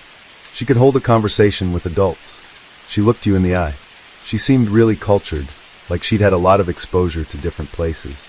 She traveled like almost as much as I had. She was always telling me about trips she and her dad had taken, and it was just very evident to me that she was a very healthy, loved child. She clearly loved her dad, and it was obvious that he had done a great job raising her. I was convinced that she was a happy, healthy kid, and he was a great father.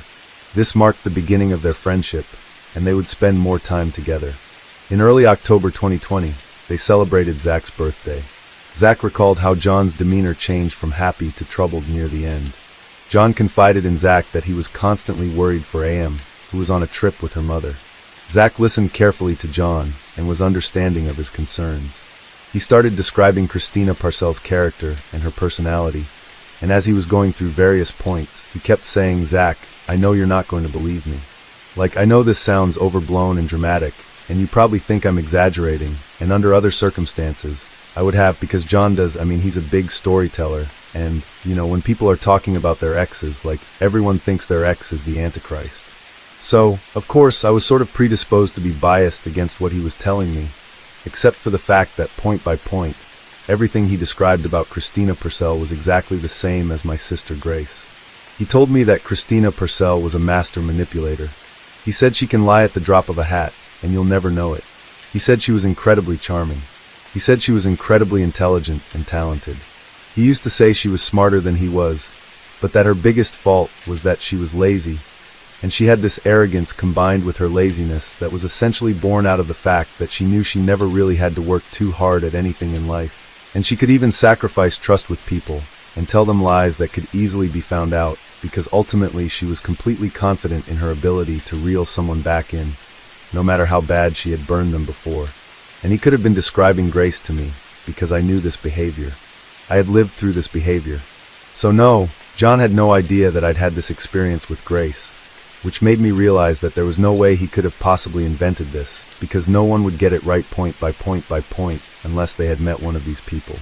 And that was the first thing that really raised a huge red flag with me, and made me think that despite the fact that he can exaggerate and overblow the truth, and he's often not very believable when you listen to him, I was convinced at that point that he must be describing something true, because no one would know how to describe it so specifically and accurately if they were just making it up. And I was right to believe him. He drew parallels between Christina and his own evil adopted sibling, Grace, who had been removed from the family for plotting to kill Zach's parents. And it finally just got so bad that we realized she was going to be a physical danger to our family. I discovered a diary that she had made where she described in detail my parents having their eyes gouged out and dying, and how once my parents were out of the way and dead, she would be able to assume her role as rightful queen of the country. So she just had these psychopathic delusions of violence and grandeur. And we called the SS and asked them to remove her from the home. Over the next few months, even as John Mello flew to Italy, the two men maintained contact and their friendship grew. Zach sensed talent in AM and felt an obligation to protect her. When he learned of the escalating conflict, abuse, and AM's changing demeanor with each visit to her mother's home, he felt morally compelled to act. I realized that there was an incredible danger that what Christina Parcell was a future preview of what AM could potentially become if she was left in this woman's custody and was raised by her. When John moved to Italy with his daughter on October 4th, 2020, Christina filed an order on October 20th, claiming John had violated her visitation rights, which she had. The court appointed a new US-based guardian for the girl and found John Mello in contempt. In March 2021, Christina moved in with her sister to the home in Canebrake Drive. A month later, the Italian Central Authority ruled that AM must be returned to the US. This allowed Christina to retrieve her daughter from Italy. But that's when John Mello began using his friendship with Zachary for personal favors. On April 17th, he asked Zach to harass the S out of Christina and send him a lot of information as proof. He offered me, among other things, 3 very pertinent collections of information. One was the photographs that had been discussed that I sent in mailings to various people, along with advertisements from an escort website, which were connected with these photographs. These photographs were of Christina Parcell in various stages of undress. And John told me that they were prostitution advertisements from her previous career as a prostitute. And looking at these photographs, there was no doubt in my mind that that's what these were. And I don't say this in any way to try to shame. It's simply that, who said it? Pornography, you know it when you see it. Well, I think the same can be said in terms of these photographs. They were not cute, sexy, intimate photographs that someone might send to someone they're dating or something. They were lewd and tasteless. And there was a very clear element of advertising, a commercial element. So when I looked at these, there was a vacant, arrogant, almost derisive look in her eyes that reminded me so much of my sister. It was a look that said, I can get you to do whatever I want because you want what I have to offer you. And coupled with this was a deposition from 2016 that Christina Parcell had given. I believe that, based on various things she freely admitted to in her deposition, that she had a history of using and manipulating men in order to get money and in offering sexual services in return. She admitted to being a pornographic actress and producing a film in South Carolina where she rubbed her feet on a man's penis, with this emphasis on it being a trade, essentially a reciprocal thing, where she was seeking out to be taken care of financially. She said that she had a general disinterest in having children at the time, which is why she gave up custody of her daughter to John Mello when her daughter was very young. And a court document from 2016 where she pleaded the fifth when asked about her involvement. But the point was much more than just showing Zach that she was an unfit parent for AM. On May 16th, John sent Zach 2 explicit photos of Christina under her online alias, Caroline Warren, which she used to lure men to pay for her services. This included an affidavit from a firefighter named Alex. John posted an ad on Craigslist asking for information about a woman named Christina Lorraine Parcell, aka Caroline Warren, and he provided photographs to identify her by. This advertisement on Craigslist? Yes. Who claimed that Christina had offered him her services in exchange for money, and when he refused, she tried again with drugs. Zach visited Mello in Italy that same month. When you arrived in Italy, where did you stay? I stayed at John Mello's apartment, and I'm sure things that weren't said in messages were discussed there. John had video visits ordered by the guardian ad litem. Often I would be able to observe the screen of his phone or computer, so I could see his face, her disposition. And on one occasion I said hi to her. So John had been telling me for weeks, Zach, Christina's killing my little girl. Like I can see the spark dying in her eyes. And again, when I first heard that, I thought, aren't you being a little dramatic? Like I hadn't seen her, but it just seemed a bit much. When I saw her in these visits, I didn't feel that way anymore. She was not the same little girl that I had known in Greenville when I first met them. She had put on a great deal of weight, probably about 20 pounds, which is roughly a quarter of her body weight. For an 8-year-old girl, that's a lot in a short period of time. But it was much more than that. It was her demeanor. Her spirit was just, she was morose. She was depressed. Like that spunky, precocious, lively little girl that I had met was just not present there. It was a complete change in character. And, John would ask her how she was doing, and she would always try to give a good response. Like she would try to smile and say, "Oh, I'm fine, Daddy," and try to put on a good face. But it was clear that she was doing that because she didn't want to worry her dad. She didn't want him to realize how poorly she was doing. And it just reminded me so much of myself when I was a little older than she was with what I've previously described with Grace. It's this, you internalize things. Like she's a strong person, and she was trying to be stronger than she was probably ready to be at that age. And despite the stoic, strong exterior she was trying to put on, I could just see that she was being tortured, like she was drowning. And him saying that the spark was dying in her eyes was absolutely accurate. I could see it. I could hear it in her voice. I could tell it in her demeanor. When Zach returned to the United States, he did harass Christina by distributing her explicit images to multiple locations, including a workplace at Norris Financial, to 2 of her neighbors, to her fiancé Bradley, and at Outman Cigars and Martini Bar, a place frequented by Bradley and Christina. It contained information that I believe had been put out publicly and by Christina Parcel's free will. So this was all information that had been available publicly, and that to the best of my knowledge was true. And I began to send these mailers to Christina Parcel and her boyfriend and people in the neighborhood for a threefold purpose. I wanted parents around that neighborhood to know that their children were not safe around her or around Rad Post. I wanted different people associated with this, such as the going handle item, the police, to have access to this information, so that they would have all the evidence that I was looking at that clearly demonstrated that Christina Parcel was a danger to children and her own daughter. And I also wanted there to be social pressure, again, about people like Grace and Christina Parcel, as the facade that they erect around themselves and the image that they put forward to the world is so important to them. They're narcissists, and it is a facade. It's completely untrue. But I was hoping that it wouldn't be worth it to her, for other people to see her for what she was, in exchange for her trying to fight to have her daughter. In September, a month before the crime, Zach called Child Protective Services, admitting in his testimony that he lied to get their attention, so they would investigate Christina and Bradley. It's unclear if this ever led to an investigation. Shortly after these mailers would have arrived, John described a call to me where he said Christina was, at the end of the call, she took the phone and turned it towards her face, which she usually did not do. And he said she was more angry than I've ever seen her. And he would often talk about how you would never see her angry, like she was very good at controlling her emotions and not showing if you had made her angry. And she took the phone and didn't say anything, but just slid her finger across her throat, as if she was threatening that she was going to have him killed for what she believed he was doing.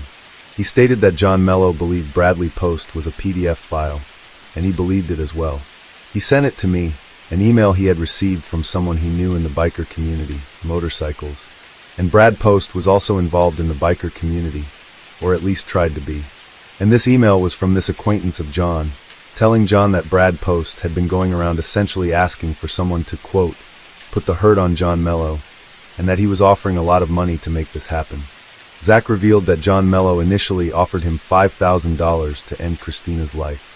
John asked me that if I believed his daughter was in grave danger, would I be willing to kill Christina Parcel for $5,000? What did you say when he asked you that? I was shocked and insulted by the request, and I gave him an immediate and unequivocal no. The second offer, he asked me again, if I became convinced that his daughter was in danger, would I be willing to kill Christina Parcel for $10,000? I told him, John, there's no amount of money that would ever tempt me to do something like this. And I told him I was insulted, that he even thought that would be something I would consider. So I told him I would never do something like this for money. I told him the only way I would ever consider taking action like this is if I was absolutely convinced that his daughter was not only in danger, but that the only way to rescue her from that danger would be to take Christina Parcel's life. I can't help but wonder if being homeschooled and somewhat protected from the real world had led Zach to be pressured and exploited by John Mello to commit premeditated murder. From his testimony, it's clear that Zach portrays Christina as an evil, immoral woman, similar to how he views his oldest sibling. The defense presented a case that he did this as a last resort to prevent a child's life from being ruined, because his dear friend John Mello had tried everything, including leaving the country. During videos of the trial and his testimony, many people in the comments felt the same way. But there's another side to this case. A woman was brutally murdered in her own home, and people seem to disregard what she went through. Sure, she may not have been an angel, but did she deserve what happened to her? I was having this incredible wrestling match within myself for these months, feeling that I needed to do something to save her, and yet feeling this incredible reluctance to do the one thing that I knew would save her, because of how terrible I knew it would be to do it, even though I believed it would be right.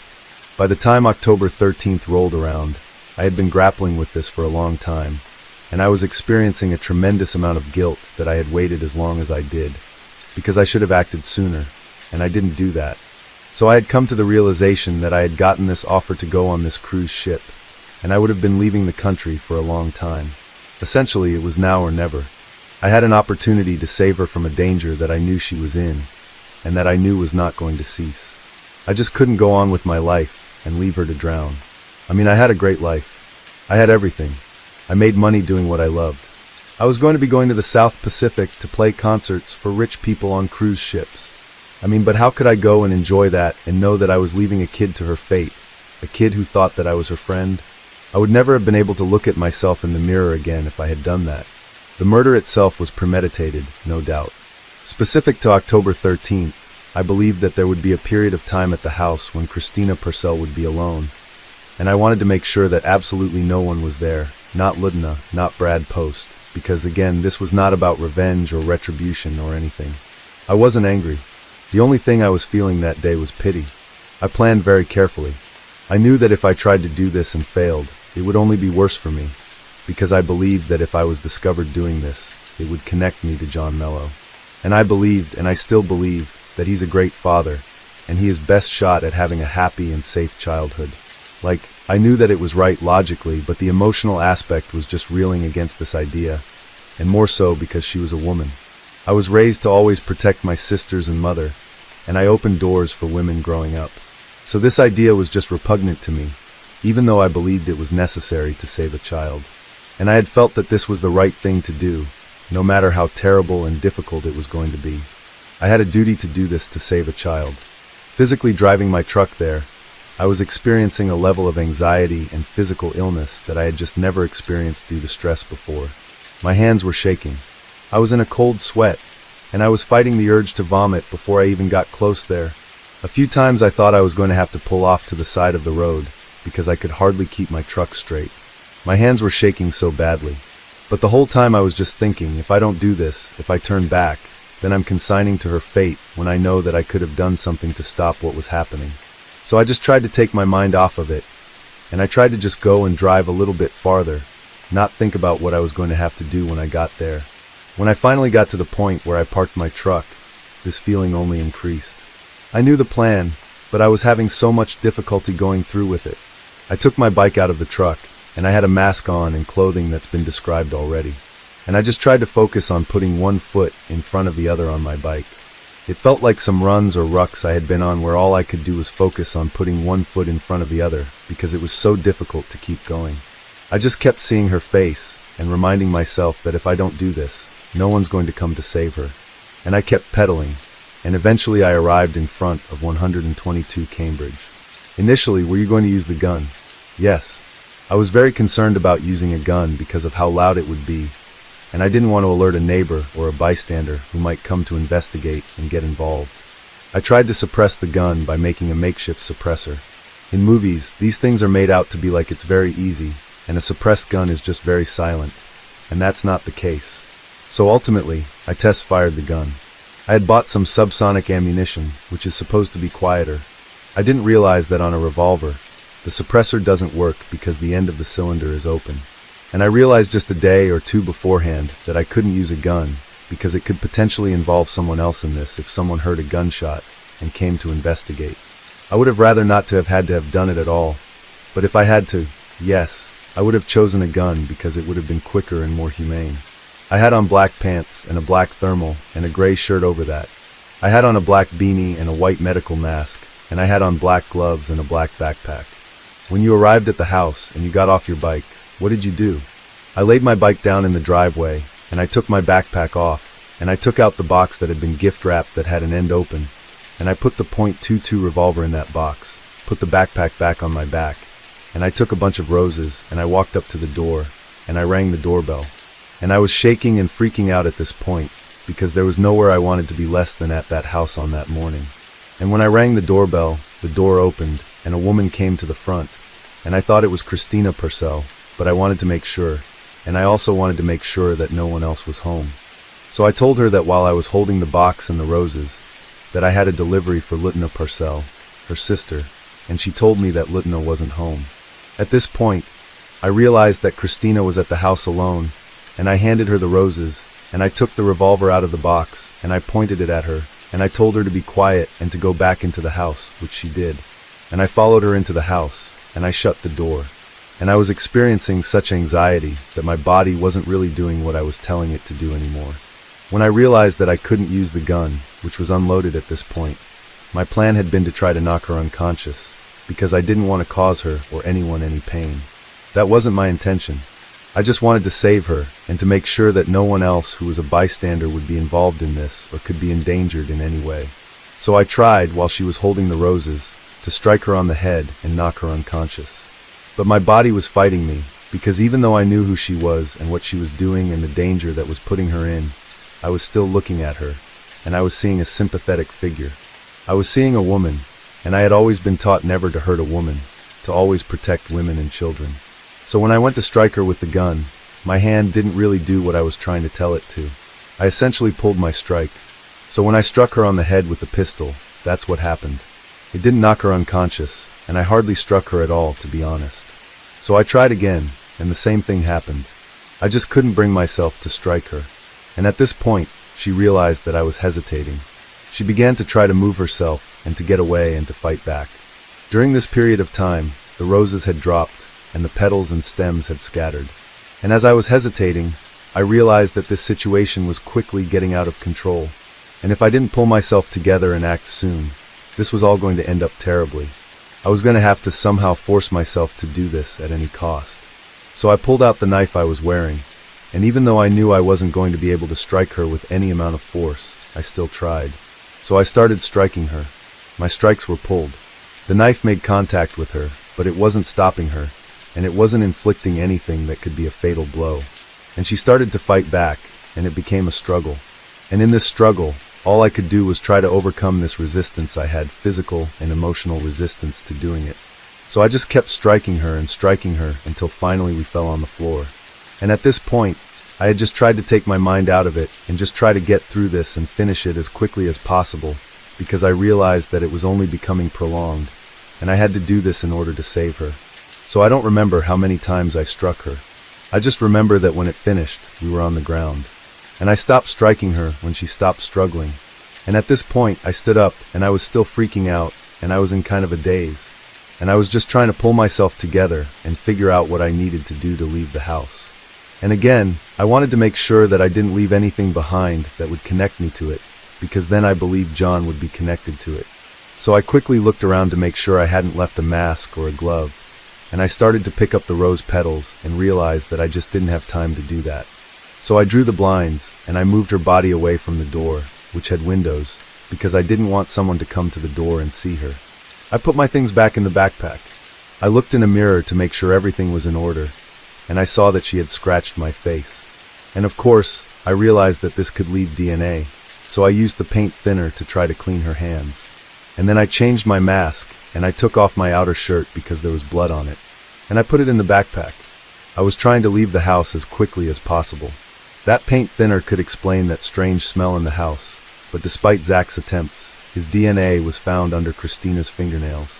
I prayed again and just said that I believe that what I've done is the right thing, and I believe that I did it for the right reason. If it's your will that I be connected to this, then I will turn myself in, and I will own up to what I've done, and I'll take responsibility for it, because I believe that it was the right thing. And then I left. I exited out through the door, and I got back on my bike, and I pedaled my bike back to the truck, and I drove back to the mountain house.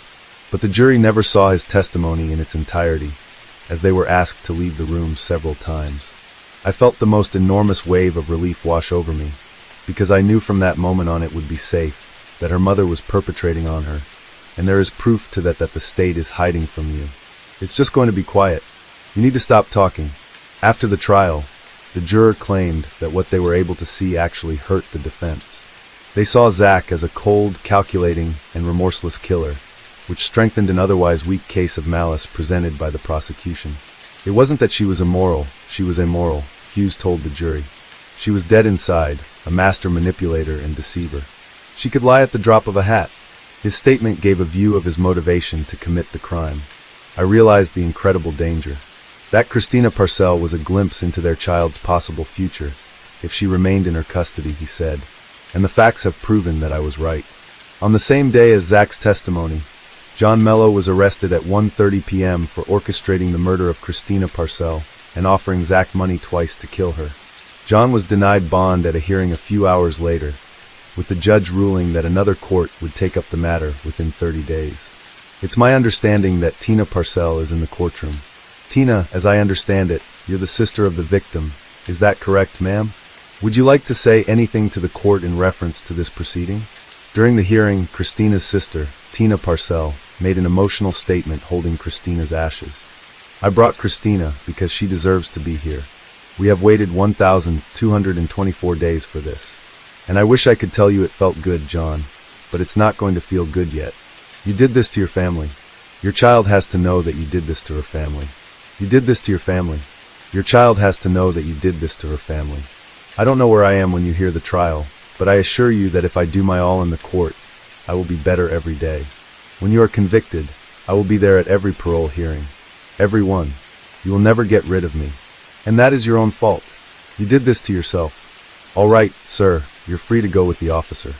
And herself had told her psychiatrist she did not want to stay with her aunt because she felt that her aunt was taking photos of her when she was undressed. But these allegations remain unproven. Yes, I made a phone call to Child Protective Services, and I told them that I was a neighbor.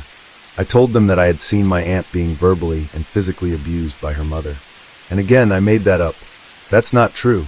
But I said it because I wanted to give her an opportunity to have FaceTime in person with an agent from DSS away from her mother, where she could tell them that her mother was sexually abusing her. As to the charge of murder, we the jury find the defendant guilty. As to the charge of possession of a weapon during the commission of a violent crime, we the jury find the defendant guilty. As to the charge of burglary, first degree, we the jury find the defendant guilty. As to the charge of harassment, first degree, we the jury find the defendant not guilty. As to the charge of harassment, second degree, we the jury find the defendant guilty. As to the charge of conspiracy to commit harassment, first degree, we the jury find the defendant not guilty. As to the charge of conspiracy to commit harassment, second degree, we the jury find the defendant guilty. Signed by our foreperson. He wanted to kill someone. He was given a target on a silver platter. He was given an address, a date, a time. And he planned it. He knew that if he planned it just enough, he would never get caught. He planned it so much that he thought, well, even when I got caught, I got this. I can still get out of this. Without remorse, without rehabilitation, any person that goes through that effort to commit a murder would absolutely do it again to see if they could. You're left with either two options. Either he's a weak, easily manipulated man who would kill anybody that anyone asked him to, or he's not. And if that's the case, then he absolutely would do this again to see if he's smart enough this time, to see if he can beat it this time, because he has shown no respect for the law of this courtroom. All of these men did nothing but use my sister. John Mello used her to create a whole new family when he had a wife and children already. Brad Post used her. This defendant used her. All of them used her for their own twisted personal gratification.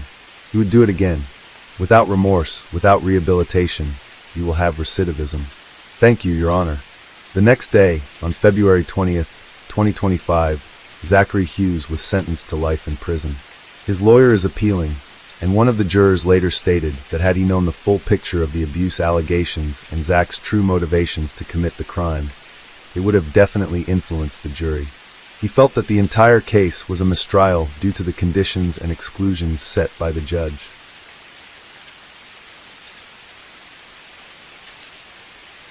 Case 5. Back in 1977, this little town had a population of just over 6,500 people. It was the kind of place where neighbors knew each other, and the charm of rural life created a sense of peace and safety. This close-knit vibe might seem like a small detail, but trust me, it plays a key role in what unfolded later. Now let's talk about the Bedoin household, because it wasn't just your typical family. There were 10 people living under one roof. At the head of the family was Frederick Bedoin, the father, and Cheryl, the mother, who was only 29 at the time. Together, they had 7 children ranging from toddlers to pre-teens. The eldest, 12-year-old Frederick Jr., was followed by 10-year-old Sharon Lee, 9-year-old Deborah and 8-year-old Paul, 6-year-old Roderick, 5-year-old Holly Lynn, and 4-year-old Mary Lou. If that wasn't enough, their 6-year-old niece, Jennifer Santoro, also lived with them. With so many young lives in the mix, their home must have been a lively and chaotic place, full of the everyday ups and downs of a big family. And as you can imagine, the Bedoin family had a pretty lively and fun time together. And that was definitely true on the night of Thursday, July 21st, 1977. The 8 kids were enjoying themselves, swimming and playing around in their neighbor's pool in Prospect, Connecticut. The air was filled with laughter, splashes, and carefree moments, just a typical summer evening. Now life for they weren't struggling either. They had enough to get by and were grateful for what they had. Despite not being wealthy, they created a warm, loving home that radiated happiness. On that particular night, Cheryl, the mom, was keeping an eye on the kids while they were having a blast at the pool. Meanwhile, Frederick Bedoin, the father, was working his 3rd shift at the Pratt & Whitney factory, trying to provide for his family. But then, things took an unexpected turn when a man showed up at the pool. Now, this man was no stranger. In fact, the kids were thrilled to see him. The neighbor recalled how they all rushed over to greet him, showering him with hugs and kisses. It was clear that he was someone they knew well and trusted. After a little while, the kids wrapped up their fun in the pool and went home with this man while the neighbor went inside, and the evening continued as it would for any other family. But little did anyone know, this night would soon take a dark and tragic turn that would change everything forever. Around 4:15 in the morning, the quiet of the early hours was shattered when neighbors started to smell smoke. At first, they thought it might be someone burning leaves or trash. But then they heard something far more alarming, screams coming from the Bedoin house. That's when they realized something was seriously wrong and quickly called 911 to report the fire. Fire trucks from both Prospect and the nearby town of Bethany rushed to the scene, sirens piercing through the night. The firefighters worked tirelessly, and after about 30 minutes, they managed to extinguish the blaze. But what came next was something no one could have prepared for. As the smoke cleared and the flames died down, firefighters began searching the house. Inside, they discovered an unspeakable tragedy. The bodies of Cheryl Bedoin, her 7 children, and her 6-year-old niece Jennifer Santoro were found throughout the home. Each one had been brutally killed before the fire. Cheryl's charred body was found on the kitchen floor. 3 of the children were discovered in one bedroom, while 2 more were in another. 1 child was found in the master bedroom, and 2 more were located in the bathroom. The scene was nothing short of horrifying. Adding to the nightmare, many of the victims, including Cheryl, had their hands tied behind their backs. 2 of the children had their feet bound, and everyone appeared to have suffered severe head injuries before the fire consumed their bodies. It was a crime of unimaginable cruelty, and the sheer brutality shocked even the most experienced investigators. All of the bodies were burned extensively, said Edward P. Leonard, the state police commissioner at the time. His statement only hinted at the unimaginable horror that firefighters and police had witnessed. Some neighbors later admitted they had woken up to the smell of smoke, but didn't immediately think much of it. It wasn't until they heard the chilling screams that they realized the danger and called for help. One neighbor, Joseph Polino, tried to help. He ran to the Bedoin house and attempted to enter, but the fire was already too intense. He later recounted the terrifying scene, saying, "I opened the back door and got driven back by a blast of heat. Then the picture window blew out." As mentioned earlier, Frederick Bedoin, the father of the family, was at work at the Pratt & Whitney factory in North Haven, working the 3rd shift. Around 5:30 in the morning, police arrived at his workplace to pick him up. They didn't tell him what had happened, only that he needed to come with them. They drove him to his mother's house, where the family's Reverend Joseph Donnelly was waiting to deliver the devastating news. After hearing it, Frederick turned to Reverend Joseph with a question that no parent or spouse should ever have to ask. "Are they all dead?" Joseph's somber response confirmed his worst fears. Everything Frederick held dear, his wife, his children, his entire family, was gone in one horrifying night. Shattered by grief, he reportedly said through tears, "There's only one thing, to see the bastard pay." But while Frederick was dealing with this unimaginable loss, investigators were already working tirelessly to find answers. They set up a command post at Prospect Town Hall and began stopping every car traveling along Route 68. They were determined to leave no stone unturned. Additionally, back at the Bedoin home, police continued their investigation. That's when they noticed something strange. All the doors and windows were locked. This raised an alarming question. How could the killer have escaped if everything was locked from the inside? It pointed to the chilling possibility that whoever committed the crime was already inside the house, or somehow locked the doors behind them. Naturally, the investigators started talking to neighbors. That's when they learned about a man named Lorne Ackwin, the very same man who visited while the kids were enjoying their time at the neighbor's pool. But that wasn't all. The neighbors said they saw him again early Friday morning, sitting alone in a black sedan parked in a nearby church parking lot about a mile from the house. This information raised red flags for the investigators. Who was this man? And why was he hanging around the house before and after the tragedy? The neighbors filled in more details about Lorne's connection to the Bedoin family. As it turns out, he wasn't just some random figure on the periphery of their lives. For about 2 years, he had actually lived in their basement. Then, out of the blue, he vanished from their lives. But just as abruptly as he had disappeared, he reappeared on that fateful Thursday night, the same night the Bedoin kids had been swimming at the neighbor's pool. Meanwhile, investigators couldn't afford to overlook anyone, not even Frederick, the grieving father. In the early stages of any investigation, the people closest to the victims are often scrutinized. So when officers asked Frederick for permission to search his truck, he didn't hesitate. He had nothing to hide. The search came up clean, no evidence, no suspicious items, but it was a necessary step in ruling him out. By the time the investigation hit the 24-hour mark, it was already a whirlwind of activity. Police weren't wasting a second. They had set up roadblocks, spoken to neighbors, and interviewed over 100 witnesses, including both Frederick and Lorne. Every detail was critical, and no piece of information was too small to be considered. However, when officers ran Lorne Ackwin's name through their system, what they uncovered was far more troubling than anything they had heard from the neighbors. This wasn't just a man with a few minor run-ins with the law. His criminal record revealed a pattern that painted him as someone with a dangerous, unpredictable streak. In April of 1974, Lorne was sentenced to prison for larceny. He served less than a year before being released in February of 1975, but freedom didn't suit him for long. By March of 1976, he was back behind bars after attempting to escape custody, a desperate and reckless act that hinted at his bold, unrestrained nature. After serving time for that charge, he was paroled in September of 1976. Now here's the part that truly raised red flags. When the tragedy at the Bedoin house happened, Lorne had only been out of prison for 7 months. 7 months, that's hardly enough time to rebuild a stable life, let alone prove himself as a changed man. And yet, here he was, connected to the scene of one of the most devastating crimes the community had ever witnessed. For investigators, the timing and circumstances surrounding Lorne's reappearance were impossible to ignore. His criminal past, combined with his strange behavior in the days leading up to the tragedy, created a picture that was hard to dismiss. Why had he returned to the Bedoin home after being gone for so long? Why was he spotted sitting in a black sedan in a nearby church parking lot the morning after the fire? To make matters even more intense, investigators uncovered a shocking twist. Lorne wasn't just some random person with a criminal past. He was actually Frederick's foster brother. Talk about a wild turn of events.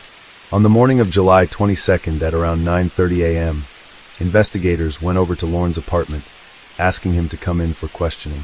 To everyone's surprise, he agreed without hesitation.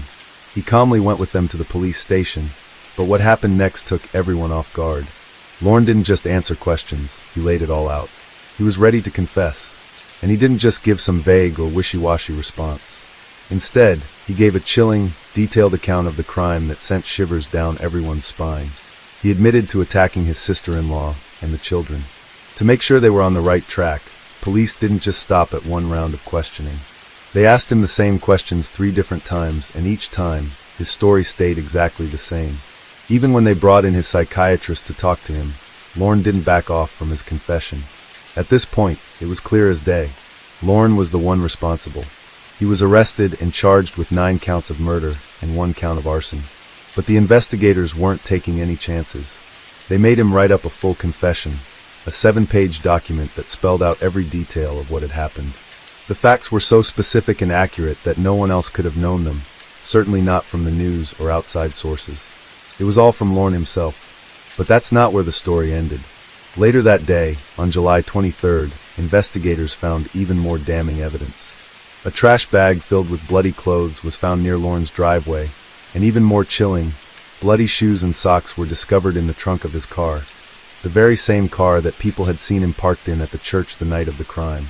All of this lined up perfectly with what Lorne had confessed. The evidence was stacking up like a mountain, pointing directly at him. But if you'd think that at this time the case was closed and Lorne is locked up for good, well, not quite. Things were about to take another unexpected turn. Even though everything seemed to be going in the direction of a quick conviction, Lorne's defense team wasn't ready to throw in the towel just yet. They were still looking for ways to create doubt, to turn the tide in their favor. While the evidence against him was stacking up, his confession, the bloody clothes, the witnesses, his lawyer was fighting tooth and nail to poke holes in the prosecution's case. John R. Williams wasn't going to let it slide without putting up a serious challenge. Even with everything seemingly pointing to Lorne's guilt, the defense team started pushing for a delay, arguing that the court had overstepped by requesting a blood sample from Lorne without solid evidence. They wanted the confession and the blood evidence excluded from the trial, and they tried to introduce new theories like the possibility that Cheryl's brother might be the real killer. But the court wasn't buying it. They saw the evidence for what it was: clear, consistent, and chilling, and refused to allow the defense to shift the focus elsewhere. The trial continued as planned, and when the jury was finally sworn in on July 16, 1979, it felt like the final chapter was getting closer. Then came the day everyone had been waiting for, the public reveal of Lorne's confession. And let me tell you, it didn't disappoint. It was a detailed, gruesome account of everything he had done. Lorne confessed to killing Cheryl, her children, and others, describing each moment with cold precision. He even talked about how he went to the house in the evening to pick raspberries with the kids before the violence began. It was hard to believe, but Lorne's story didn't end there. According to him, after leaving the house around 8:30 p.m., he came back in the early hours of the morning, around 2 or 3 a.m., slipping inside through the unlocked basement door. Once in the kitchen, he casually turned on the light, and that's when Cheryl came down to see what was going on. According to Lorne, she didn't seem too surprised to see him, and when he asked to grab some tools from the basement to fix his car, she let him go without a second thought. But things quickly took a deadly turn. After getting the lug wrench, Lorne came back upstairs and asked Cheryl for a beer. She didn't think anything was off about it. After all, he was family, right? But the moment she turned her back to get the beer, Lorne hit her over the head with the lug wrench. And that wasn't the end of it. He kept swinging, hitting her over and over again without hesitation. The worst part? Lorne claimed Cheryl didn't make a sound. She didn't scream, didn't cry for help. I can't even imagine what was going through her mind at that moment. Was she trying to stay quiet so she wouldn't alert her children? Was she hoping to survive this attack without drawing attention? Unfortunately, it didn't work. One of the kids heard the noise and rushed to the kitchen, only to be struck by Lorne with the same wrench. From there, he went on to attack the other children, using the wrench and a tire iron. But when he heard Cheryl moaning in the kitchen, meaning she was still alive despite the brutal blows, he went back and started stabbing her. Lorne later confessed to the police that he tied up some of the children with string, and then tragically assaulted 10-year-old Sharon before killing her.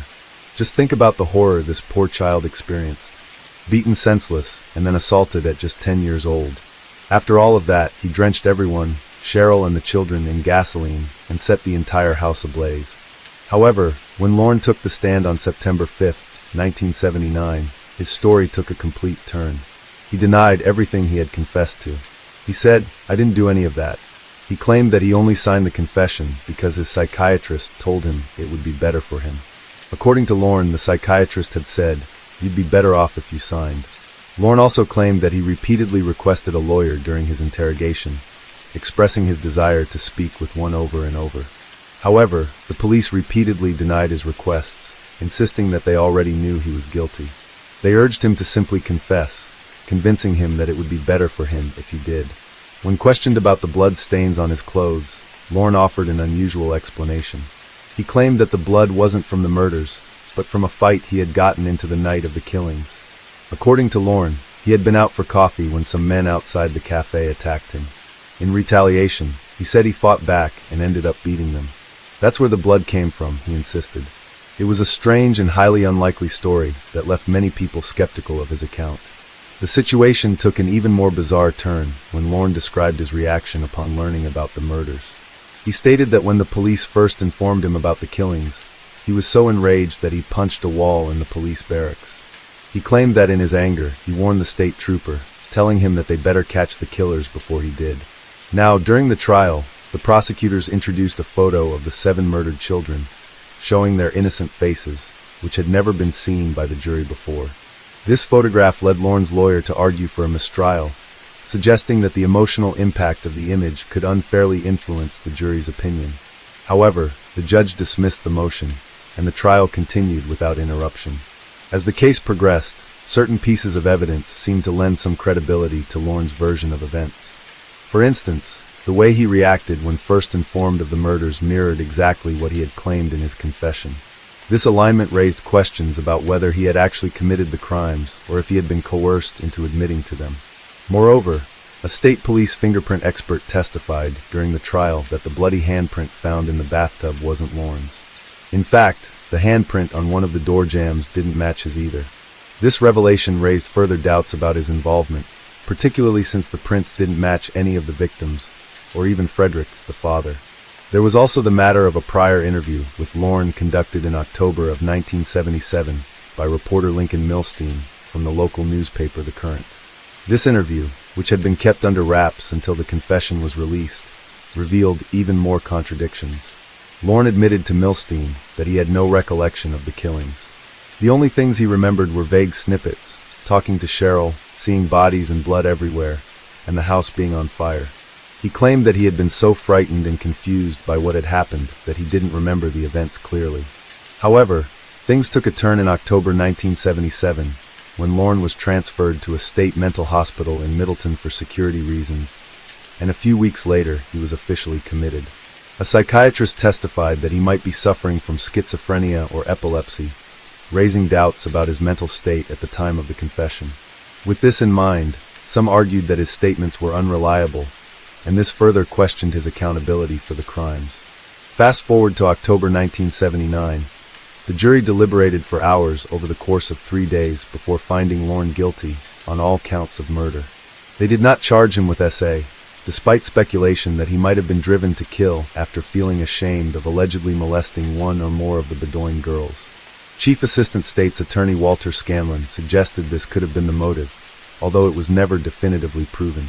The state tried to get the maximum possible prison sentence of 245 years, which is 25 years for each murder and 20 years for arson, but Judge Walter Pickett sentenced Lorne to 105 years to life in prison with the possibility of parole after 50 or 55 years. The decision was made, but it didn't take long before Lorne's attorney filed an appeal, so quickly in fact, that it seemed as though the appeal had been pre-written and ready to go. However, the court denied his appeal, and Lorne was sent to prison. Over the years, Lorne continued to fight his conviction, filing petitions for a habeas corpus trial. Despite his efforts, each petition was rejected, and his legal battles seemed to go nowhere. And for those unfamiliar with the term habeas corpus, it refers to a writ used to bring an accused person from a different jurisdiction to the court in the place where the crime occurred, essentially allowing for the review of the case. In Lorne's case, he argued that he was wrongfully convicted, and that his confession should not have been used against him. Lorne was eventually transferred to McDougall Walker Correctional Facility in Suffield, Connecticut, where he spent 38 years behind bars. During this time, he accumulated 8 disciplinary offenses, including assault, possession of drugs, contraband, and other violations. His last infraction occurred in 1997, when he was charged with assault and refusing to provide a specimen. Then, in June of 2015, Lorne's health took a drastic turn. He was placed on a ventilator in the intensive care unit after suffering a medical crisis. As the Department of Correction indicated, Lorne had no family willing or able to make medical decisions for him. The judge was called to make a decision regarding his care, but before the meeting could take place, Lorne passed away from a severe brain bleed. He was 65 years old at the time of his death, having entered prison at the age of 27. His death remained shrouded in mystery, as no autopsy was performed, and the cause of the brain bleed was never determined. Following his death, Robert DeClark, the former owner of the funeral home, sought and received custody of Lorne's remains. After performing a cremation, Lorne's ashes were stored, and DeClark periodically brought them to the Department of Correction in the hopes of finding any relatives who might come forward. But no one did, and to be honest, it feels like Lorne got exactly what he deserved, alone and forgotten. No child, not even Cheryl, deserves a death like that. The violence, the cruelty, it's almost impossible to wrap your mind around. The lingering heartbreak must have been unbearable for the remaining family, especially Fred, the father. Case 6. This is the story of Buck Ruxton, the smart boy who would change the course of criminal investigation with a crime so heinous that it exposed the depths of human brutality. But before he became a cold-blooded murderer, Buck Ruxton was an ordinary son to a respectable family. Buck Ruxton was born in Bombay, British India, now called Mumbai, on March 21, 1899, into a wealthy middle-class family. His upbringing was respectable, and though he was a sensitive boy with few friends, he was highly intelligent. Early on, he set his sights on becoming a doctor. With his parents' financial support, he studied at the University of Bombay, earning his Bachelor of Medicine in 1922 and his Bachelor of Surgery in 1923. Shortly after, he secured a position at a Bombay hospital, specializing in medicine, midwifery, and gynecology. His ambitions did not stop there. On October 29, 1923, Ruxton was commissioned into the Indian Medical Service as a medical officer. He was sent to Basra, the city of great strategic importance under British control, where soldiers and civilians alike suffered from war wounds, infections, and the scorching heat of West Asia. The medical stations in Basra were overcrowded, and young doctors like Ruxton were expected to burn the midnight oil, treating cases of battle injuries, disease, and malnutrition. It was intense labor that he endured, making him a strong practitioner, but a human being lacking in empathy each passing day. Later, Ruxton was stationed in Baghdad, where he witnessed the brutal aftermath of war firsthand.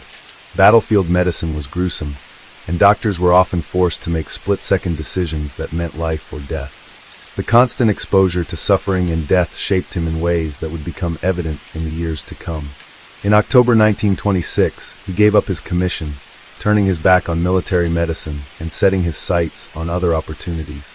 During this time, Ruxton entered into an arranged marriage with a Parsi woman named Madhabai Jahangiri Gadiali in May 1925. However, the marriage did not work out. With financial assistance from his family and the Bombay Medical Service, Ruxton relocated to Britain in 1926. He attended medical courses at London's University College Hospital under the name Gabriel Hakim, before moving to Edinburgh in 1927 to begin studies towards obtaining a fellowship of the Royal Colleges of Surgeons. Although he failed his entrance examination, the General Medical Council authorized him to practice medicine in the United Kingdom based on his Bombay qualifications.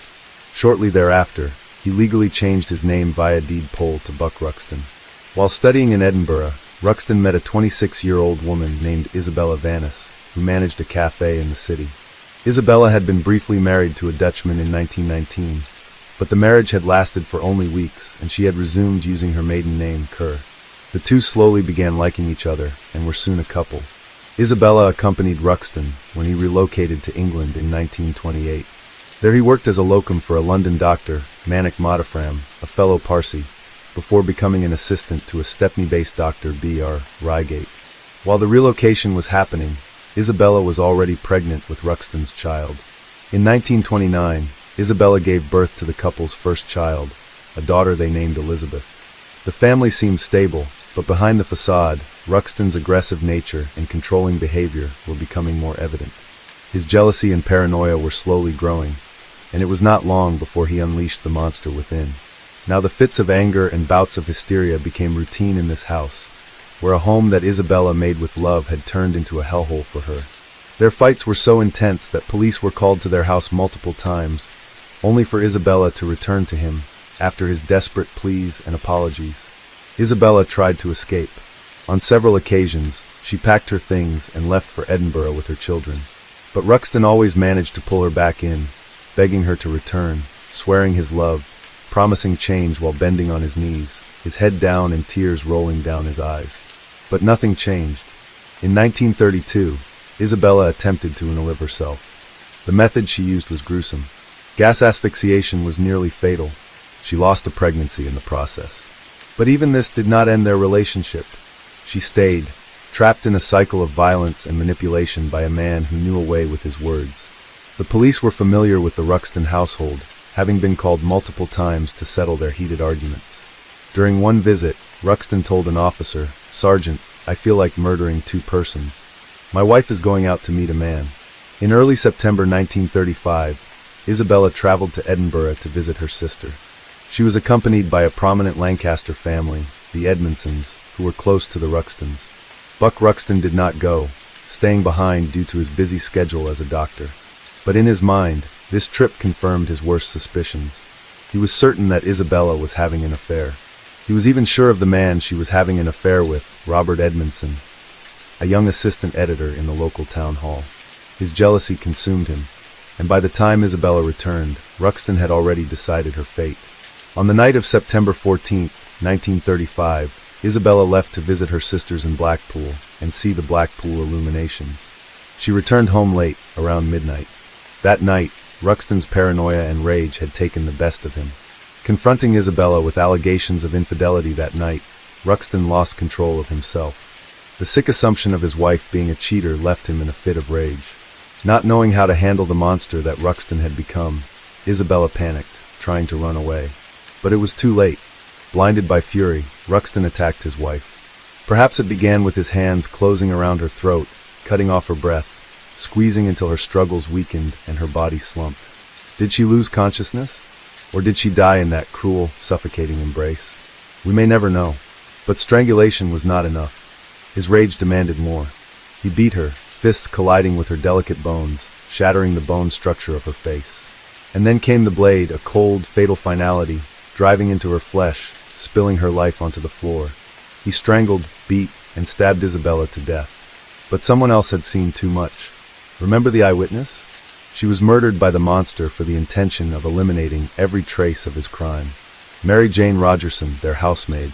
Perhaps she heard the struggle and rushed in. Perhaps she was already there, her presence an unfortunate twist of fate. Perhaps she screamed. Perhaps she tried to run. But Ruxton could not let her live. Did she plead? Did she beg for her life? It didn't matter. His frenzied wrath turned to her with equal savagery. Blows rained down, the housemaid's skull fracturing beneath his fists. Maybe she cried out once. Maybe she had time to realize the horror of her fate before his hands found her throat. A desperate struggle, a body thrashing, fingers clawing at his skin, weakly grasping at nothing. Her final breath choked into silence. And then the knife again. Did he stab her to ensure she was dead? Or had he simply lost all control, his insatiable violence continuing long after her life had drained away? When it was over, when both women lay lifeless, their blood staining the floor, Ruxton stood amidst the carnage he had created. But his madness was not yet complete. Ruxton quickly set to work covering his tracks. Before the murders, he had told both of his charwomen not to come to the house until Monday, already ensuring no one would enter the home too soon and see the monstrosity he had committed that night. He had already killed Isabella and Mary Jane, but their suffering had not yet ended. The family, who once saw the intelligent boy making his mark in the most respectable field in India, would later be informed about the heinous ways their son used his knowledge. Ruxton used his medical expertise to dismember the bodies. Blood pooled in the house, staining the stairs and walls. He removed the carpet and burned towels in the garden to destroy evidence. The next day, he dropped his children off at a friend's home before returning to clean the crime scene. Later, he asked a patient and her husband to help him prepare for decorators, an excuse to explain the missing carpets and the mess in his home. When Mrs. Hampshire arrived at Dalton Square, she saw something was terribly wrong. Blood-stained carpet, a locked room with straw protruding from beneath the door, and a suit, Ruxton's suit, soaked in blood. He gave them stained stair carpeting and his suit, asking them to clean it. He thought he had covered his tracks, until a complete stranger discovers the horrors of his unfathomable crime. The morning of September 29, 1935 began like any other for Susan Haynes Johnson, a young woman walking near an old stone bridge nestled in the remote countryside, 2 miles or 3 kilometers north of Moffat, a quiet market town in Dumfriesshire, Scotland. The landscape was serene, the Gardenholm Lynn stream flowing with grace beneath the bridge, its waters heavy from recent rains. Mist lingered over the hills, and the air was damp with the scent of earth and foliage. As she leaned over the parapet of the bridge to admire the view, soaking the misty air in, something caught her eye, a large misshapen bundle crammed against a boulder in the rushing water below. At first she thought it might be an abandoned sack of clothing or discarded rubbish that swept down the stream, but something about the way it was caught on the rocks made her stomach churn. It did not feel right, and every fiber in her body was telling her to run away. But ignoring the cues of her body, Susan walked closer to the sack. The fabric, darkened by water, clung tightly to its contents, revealing unsettling contours of a human body. Then a grotesque detail sent a jolt of horror through her body. A human arm, bloated and partially decomposed, protruded from the fabric, fingers curling unnaturally, as if reaching for something that Susan could not see. Susan gasped, stumbling back from the parapet, her heartbeat pounding in her ears.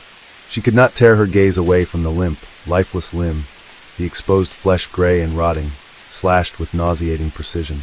A chill crawled up her spine. Someone had mutilated this body in the most disrespectful way possible. Her scream teared through the morning stillness. What started as a pleasant morning turned into an unforgettable one, a day that will haunt Susan forever in her dreams. The gruesome discoveries at Garden Home Lynn sent shockwaves through Scotland. The Dumfriesshire Constabulary, faced with a crime of unprecedented brutality, knew they needed specialized expertise. Detective officers from Glasgow were immediately summoned, and by the following day Detective Lieutenant William Ewing and Detective Lieutenant Bertie Hammond arrived in Moffat. What they found was nothing short of a nightmare. The bodies were mangled, severed, and stripped of nearly every identifying feature, which presented an immediate challenge. Even determining their sex was difficult due to the extensive disfigurement. The killer had left nothing to chance, making sure that traditional methods of identification, such as dental records or fingerprints, were either impossible or severely compromised. But killers always make mistakes. While reviewing the case in Dumfries, Detective Ewing happened upon a newspaper report detailing the recent disappearance of 2 women from Lancaster, England. Something about the description stopped him cold. One of the missing women bore a remarkable similarity, at least in height and build, to one of the butchered victims found in the Annan River. Ewing's instincts told him there was a connection, so he decided to follow his instincts, and soon the evidence began mounting. Amid the bloody ruins of the corpses, a single piece of newspaper would prove to be one of the most disturbing clues. The victims had been wrapped in editions of the Sunday Graphic, a national publication. On the surface, this meant little until detectives discovered something crucial. This specific edition of the Sunday Graphic had only been distributed in the Lancaster district. The trail of horror was beginning to lead away from Moffat and into England. Another glaring detail sent chills down the spine of the investigators. The manner in which the bodies had been dismembered was unlike any ordinary murder. This was no haphazard act of rage. Instead, the precise incisions, the calculated removal of identifying features, and the total destruction of distinguishing marks all pointed to one irrefutable fact. The murderer had an expert knowledge of human anatomy. This was not the work of a mere criminal. This was the work of a highly skilled surgeon. As detectives dug deeper into the Lancaster disappearances, 2 names surfaced. Number 1 was Mrs. Isabella Ruxton, the wife of a prominent physician, Dr. Buck Ruxton, and the second was Mary Rogerson, Isabella's maid, who had vanished alongside her employer. The connection was too strong to ignore. Ruxton's wife and maid had disappeared, and 2 mutilated bodies had been found hundreds of miles away. Detectives turned their attention toward Dr. Buck Ruxton, a man known famously for his precision. Rumors had already swirled about his volatile temper and his obsessive jealousy toward his wife. Now, with 2 unclaimed bodies and his wife missing, the police had good reason to suspect him. It was time to pay him a visit. Dr. Buck Ruxton was soon arrested, and with his detention, the police were given unrestricted access to his house in Dalton Square, Lancaster. What they found inside confirmed their worst fears. The bathroom, once a place of cleanliness and somewhat luxury, bore the unmistakable scars of murder. Blood stains, some still visible, others desperately scrubbed away, covered the stair carpet and the floors. The scene reeked of a failed cover-up, the murderer's attempt to wash away his sins proving futile under the scrutiny of forensic science. But a body is more than just flesh and blood. It touches things. It leaves marks. And it was fingerprints that would finally seal Ruxton's fate. The forensic team knew that if they could match a fingerprint from the bodies to any print inside the house, it would prove beyond doubt that at least one of the victims had once lived there. But there was a problem. Only 1 set of fingertips remained intact, those belonging to the maid, Mary Rogerson. The other set, belonging to Isabella Ruxton, had been severed and were never recovered. The killer had made sure that his wife's hands would never betray him, even if she had betrayed him in his sick mind. But he had underestimated the tenacity of science. Detective Bertie Hammond and Detective Sergeant Duncan meticulously combed through the house, examining every possible surface. From the lampshades in the attic to the medicine bottles in the basement, nothing was left untouched. Every cup, saucer, bottle, and dish was dusted, and hundreds of fingerprints emerged. Then in the bathroom, they found the one that mattered most, a clear palm print on the door. This print would later be forensically matched to the dead hands of Mary Rogerson. She had been here. She had died here. And so had Isabella Ruxton. The final nail in Buck Ruxton's coffin came from Professor John Glaister, the forensic scientist leading the post-mortem examination. With Ruxton's wife horrifically disfigured, traditional identification was nearly impossible. But Glaister had another trick up his sleeve. Using X-ray imaging, he superimposed radiographs of Isabella Ruxton's skull over old photographs of her taken when she was alive and well. The shape of the skull, the jawline, and the bone structure all aligned perfectly. There was no longer any doubt. The butchered remains pulled from the river were those of Isabella Ruxton and Mary Rogerson, and their murderer was Dr. Buck Ruxton. The case of Dr. Ruxton would go on to become one of the most groundbreaking murder investigations in British history. It was a case of science versus savagery, where forensic innovation won over the butchery of a distasteful man. Dr. Buck Ruxton had believed himself untouchable, a man so meticulous in dismembering his victims that he thought no one could ever piece them back together. But he was wrong. The river had not carried away his sins. The newspapers had not hidden his crime, and the fingerprints of the dead had spoken louder than any defense he could muster. A doctor who once saved lives was now condemned to die. On March 2nd, 1936, the trial of Dr. Buck Ruxton commenced at Manchester's High Court of Justice. He was charged with the murders of his wife, Isabella Ruxton, and their housemaid, Mary Jane Rogerson. The case had drawn widespread attention due to the gruesome nature of the crimes and the forensic techniques used to identify the victims. Ruxton pleaded not guilty, but the prosecution built a strong case against him, supported by forensic evidence and witness testimonies. The prosecution, led by Joseph Cooksey Jackson, K.C., argued that Ruxton's motive was rooted in jealousy. Following the murders, Ruxton attempted to conceal his crimes by meticulously dismembering the bodies. The remains were then transported over 100 miles from Lancaster to Scotland, where they were disposed of in a remote ravine near the River Lynn. He took extensive measures to prevent identification, including mutilating facial features and removing fingertips. Ruxton's defense, led by Norman Burkett, K.C., attempted to cast doubt on the identification of the bodies and suggested alternative explanations for the presence of bloodstains in his home. The defense argued that the forensic evidence was circumstantial and did not definitively link Ruxton to the crime. However, forensic experts had successfully linked the fabric used to wrap the bodies to materials found in Ruxton's home, and the blood patterns matched those of the victims. Additionally, Ruxton's erratic behavior following the discovery of the remains, including providing conflicting accounts of his wife's whereabouts, further undermined his defense. After a trial that lasted 11 days, the jury deliberated for just over an hour before returning a guilty verdict. Dr. Buck Ruxton was found guilty of double murder, and on May 12, 1936, he was set to be hanged at H.M. Prison, Manchester. A final twist emerged after Ruxton's execution, when a sealed letter he had written shortly after his arrest was made public. The letter wrote, "I killed Mrs. Ruxton in a fit of temper because I thought she had been with a man. I was mad at the time. Mary Jane Rogerson was present at the time. I had to kill her."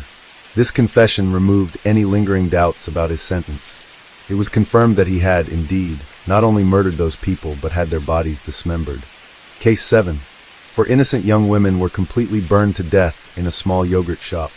But the most horrifying part is that before being burned alive, they were raped and killed by fatal gunshots to the head. The police launched a large-scale investigation, interrogating a total of 342 suspects. But after many years, the killer remains an elusive, mysterious figure who cannot be found. On the night of December 6th, investigator John Jones of the Austin Police Department in Texas received an emergency call from the dispatch center. Initially, the call was simply reporting a fire at a yogurt shop, but shortly after, the information was updated to reveal that this was no ordinary fire. It had turned into a robbery and brutal murder, with 4 victims dead. When Jones arrived at the scene, the sight before him was completely different from any previous fires he had dealt with. The yogurt shop, which should have been a place filled with the laughter and chatter of customers, was now nothing but a desolate wreck filled with smoke and ashes. As he stepped inside, Jones' flashlight beam swept over the smoke-damaged walls and the dust-covered floor. amid the lingering haze of smoke and heat, for charred bodies lay scattered throughout the shop. What was most haunting was that they were all young girls, under 18 years old. Their bodies were burned to the point of near total unrecognizability, with skin shriveled from the intense heat and some body parts horribly distorted. Detective Jones believed that fire was not the primary cause of their deaths, but rather, it seemed someone had set the fire to erase the evidence. He also concluded that someone had intentionally set the bodies on fire to hide an even more horrific crime behind it. The 4 bodies found in the ruins of the yogurt shop were quickly identified. 2 of them were employees working at the shop that night, Eliza Thomas and Jennifer Harbison. The other 2 victims were Sarah Harbison, Jennifer's sister, and Amy Ayers, a close friend who had stopped by the shop to wait for them to finish their shift before heading home together. However, the remaining traces at the scene showed that the 4 girls had endured extreme terror before being murdered. They had their mouths gagged and were tightly bound with their own clothing, a sign that the killer not only wanted to kill them, but also wanted to strip away any chance of escape or resistance. But that wasn't the most horrifying part. After killing the victims, the murderer didn't leave immediately. He even set fire to burn the entire crime scene. The flames erupted fiercely, burning everything in the confined space of the shop. Not only were the bodies severely damaged, but all the crucial evidence was almost entirely destroyed. When firefighters gained control of the blaze, the black smoke had covered every surface, making fingerprint collection nearly impossible. The killer not only acted ruthlessly, but it seemed he also knew how to meticulously erase the evidence. When the police conducted the autopsies, the investigators found that all the victims had been shot in the head. During the examination of the gunshot wounds, they discovered that 2 different types of bullets had been used. The presence of 2 firearms with calibers 380 and .22 at the same crime scene was not a coincidence. This was clear evidence that at least 2 murderers were involved in this horrific crime. Although all the bullets from the scene were recovered, the real headache for the police was that both of the guns used in the crime had vanished without a trace. After confirming this information, the police immediately released the news nationwide, hoping that someone would provide clues about the guns or suspects involved. All possibilities were considered, and as the investigation expanded, the number of potential suspects grew to 342 people. Among those being investigated, one name stood out and attracted special attention from the investigators, Maurice Pierce. Just 8 days after the massacre, this teenager was arrested at a shopping mall not far from the yogurt shop. What made him the prime suspect was the gun he was carrying, which matched one of the weapons used in the murders. The police quickly had Morris's gun examined, hoping it would be the key to solving the case. Fearing he might be charged, Maurice Pierce named 3 other individuals, Forrest Wellborn, Michael Scott, and Robert Springsteen. He claimed that these 3 friends were the ones who directly committed the crime, and he was merely the driver who helped the group escape after the crime was completed. According to Morris's testimony, the .22 caliber gun found on him was not the murder weapon. He had given another pistol to Forrest to carry out the killings. This created a completely new line of investigation, and the police quickly planned to verify this claim. They decided to stage a call between Maurice and Forrest, where Maurice would hint at the case, and the police would listen in on the conversation to observe Forrest's reaction. If both were truly involved, a careless comment could reveal the secret they were trying to hide. But what happened was completely unexpected when Forrest had no idea what Maurice was talking about. His response was full of confusion, as if it was the first time he had ever heard of the case. Not only that, but when summoned for questioning, Morris's 3 friends adamantly denied any involvement in the murder. They offered no confessions, nor was there any sign of fear or inconsistent statements. Although the police suspected something was being hidden, they couldn't find any physical evidence to charge them. Therefore, the investigation team was forced to release Morris's 3 friends. Furthermore, Maurice was also released because the investigation confirmed that the gun on him was not the weapon used in the crime. The investigation team then began focusing on a group of local residents who showed suspicious signs. During their search for clues, a particular name kept appearing, leading the police to believe that this man was connected to the case. The task force decided to raid his house, hoping to find important evidence, but after a thorough search, all they found were rat bones and some strange items with no trace of the case. 2 months after the horrific murder, the police shifted their focus to another suspect. Several witnesses reported that on that evening, A mysterious man had been sitting in a car outside the yogurt shop, observing everything around him with a suspicious attitude. This man never entered the shop, nor did he seem in a hurry to leave. He just sat silently in the car, as if waiting for something. The police quickly created a sketch of the man based on descriptions, and widely released it in the media. However, things grew even more mysterious when another group of investigators from the sexual crime unit discovered a suspicious coincidence. 3 weeks earlier, a kidnapping and sexual assault had occurred in the city of Austin, and the police were looking for the man involved in that crime. Therefore, they had a sketch that looked almost identical to the suspect in the yogurt shop murder case. Everything started to come together, leading the police to consider the possibility that the two cases might be connected. If the kidnapper and the murderer were the same person, then this case might not be just a calculated murder, but a premeditated series of crimes. Although the exact identity had not been confirmed, these clues opened up a completely new direction for the investigation. In the fall of the year 1992, after months of searching, the suspect in the kidnapping case was arrested in Mexico. This man looked very similar to the suspect in the sketch, which made the Austin police believe they were very close to the truth. When questioned by Austin investigators, he only confessed to kidnapping and sexually assaulting a woman, but firmly denied any involvement in the yogurt shop murder. He claimed to know nothing about the case and dismissed all accusations. But when interrogated by Mexican authorities, everything changed. It's unclear what caused the change, but he confessed to being involved in the massacre.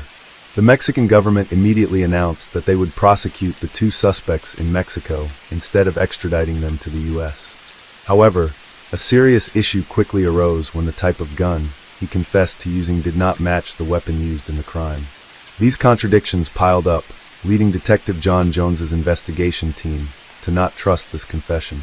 When questioned again, he suddenly retracted his entire statement and declared that he was never actually at the scene that night. This event marked a major setback in the investigation. Over the following years, the police continued to receive 6 other confessions, but all of them either lacked credible evidence or contained numerous inconsistencies. 1907 to 1994, nearly 3 years after the massacre occurred, John Jones, who had led the investigation from the beginning, was unexpectedly transferred out of the homicide unit. The Austin police believed that changing the investigation team could offer a fresh perspective and help uncover overlooked clues. Everything seemed to be at a standstill until October of 1999, when the Austin police unexpectedly reopened the investigation. After nearly 8 years without significant progress, they announced that they had arrested 4 men directly involved in the yogurt shop murders in the year 1991. On that day, the entire city of Austin held its breath as the authorities held an important press conference shortly afterward. The mayor of Austin stepped up and announced that the 4 arrested individuals were no strangers. They were Maurice Pierce, Forrest Wellborn, Michael Scott, and Robert Springsteen. These young men had been interrogated by the police just 8 days after the murder, but they were released due to lack of evidence. Although there was no physical evidence to charge the 4 suspects, the police had 2 confessions from Michael Scott and Robert Springsteen. The first confession came from Michael Scott after a 20-hour interrogation spread over 4 consecutive days. Under the immense pressure from the investigators, he lowered his head onto the starting to admit what had happened at the yogurt shop on that fateful night. According to Michael's testimony, the massacre was not planned from the beginning. He and the others had intended to carry out a simple robbery, and the yogurt shop had become the target from the beginning of the day. But when night fell, everything turned into something much more than a regular robbery. None of them knew exactly what triggered the killing spree, but Michael would never forget the horrifying sound that echoed throughout the small room. He described the gunshots as relentless, repeating over and over like an endless nightmare that still haunted him to this day. Hours later, Robert Springsteen was also brought into the interrogation room. He confirmed most of what Michael had previously testified to, but what sent chills down the investigators' spines was the detail Robert added. He confessed to having shot one of the girls, but the worst part was that he had sexually assaulted the victim before killing her. Despite the confessions, the police still lacked DNA evidence, witnesses, and the murder weapon, leaving the case full of gaps. Even after being charged, Robert's lawyer publicly stated that his client had been coerced throughout the prolonged interrogation. According to Robert's testimony, the police had exhausted his will and forced him to confess simply to escape the interrogation room. Many years later, in the year 2009, Robert first spoke to the media, claiming his complete innocence. Robert shared that the police wouldn't let him leave until they had heard what they wanted. Meanwhile, Michael Scott's lawyer also accused that his client was mentally terrorized throughout the interrogation process. Both were pushed to their psychological limits, and when the police obtained the confessions they wanted, it seemed everything had been decided. Not only Michael and Robert, but the police still believed that Maurice Pierce was the one sent to the scene that night to stand watch, assisting the others in carrying out the crime. For many years, Maurice was repeatedly called in for questioning, under pressure from both the investigating agency and the public. However, he steadfastly claimed that he was not involved in the murder. With too many contradictions in the testimonies, the case gradually reached an impasse. After months of investigation, the grand jury could not make a decision to indict Forrest, leading to all charges against him being dismissed. Maurice Pierce was also released, as the prosecution couldn't find any strong evidence to charge him. But for Michael and Robert, things were not as simple. Even though their confessions were retracted, their initial statements were enough to bring them to trial. In the year 2001, both Michael Scott and Robert Springsteen were brought to trial. When the trial officially began, Michael Scott and Robert Springsteen were tried separately. Although both had confessed to participating in the crime, neither of them testified against the other. The prosecutors had no direct witnesses, no physical evidence, and no murder weapon. However, they had both of their confessions, and that became the most crucial piece of evidence to convict them.